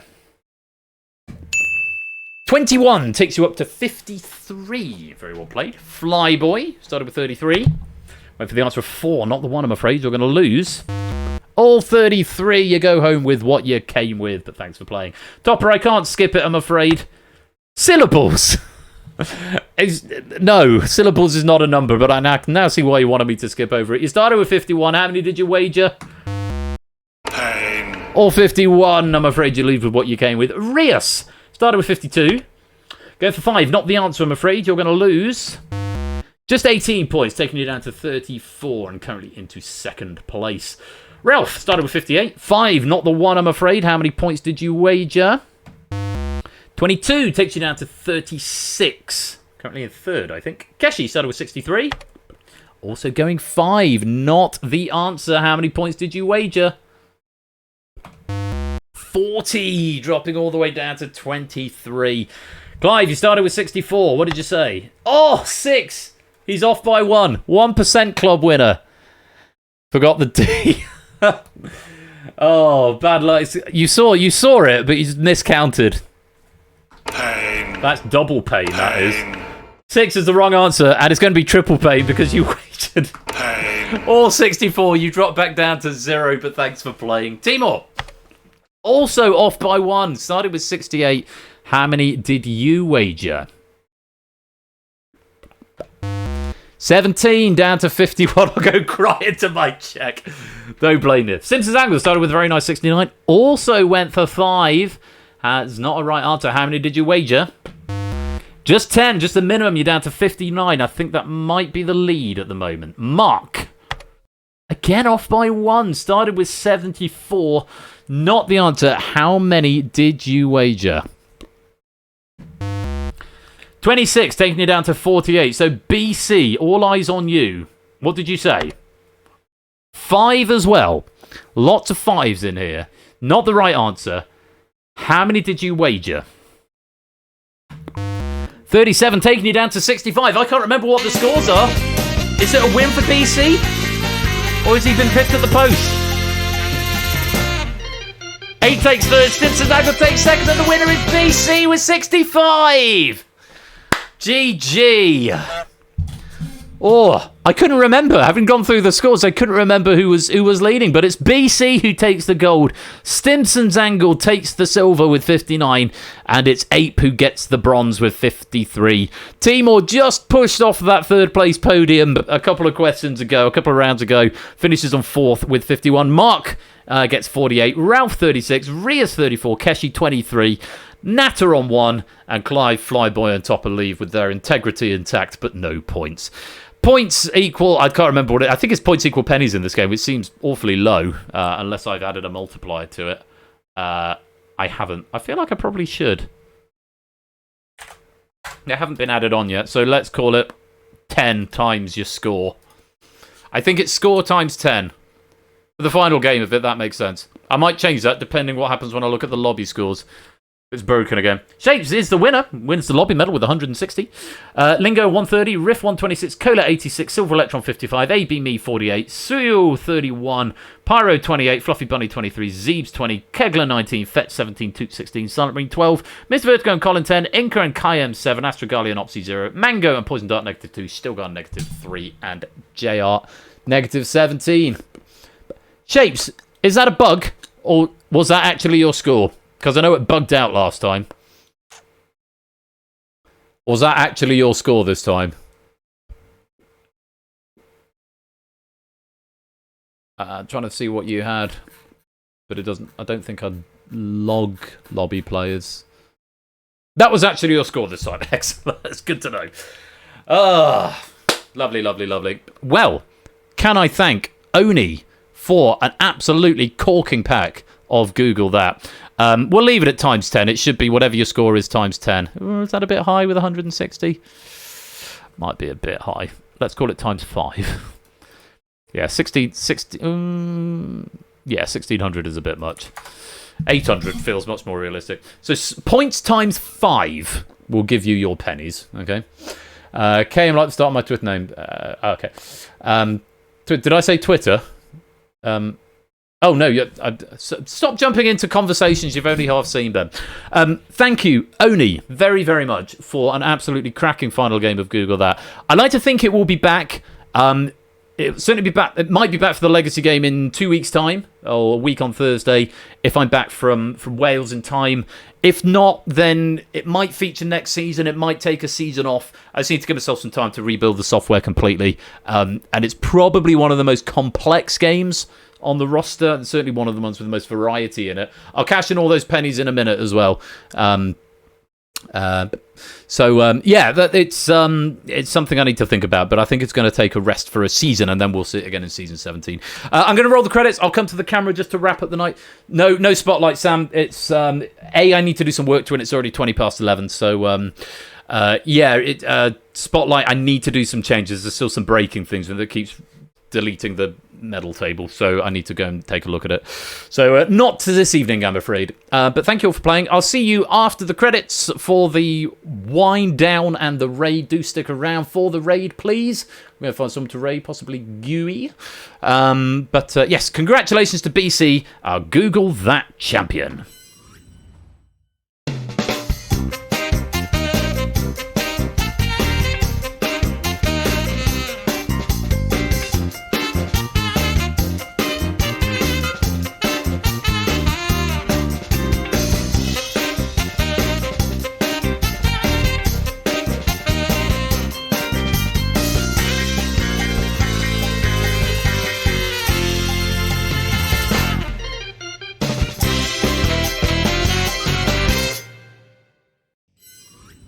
And that wraps up the stream for this evening. What an entertaining evening it's been, and I hope you've all had fun as well.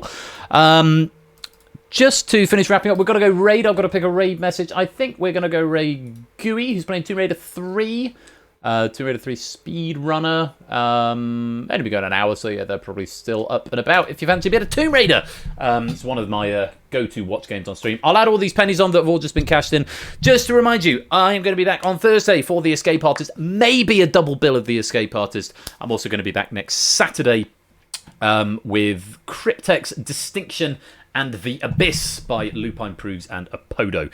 Should be lots and lots of fun. Ash is going to be here Wednesday and Friday. Friday with his season finale of Quiz Night.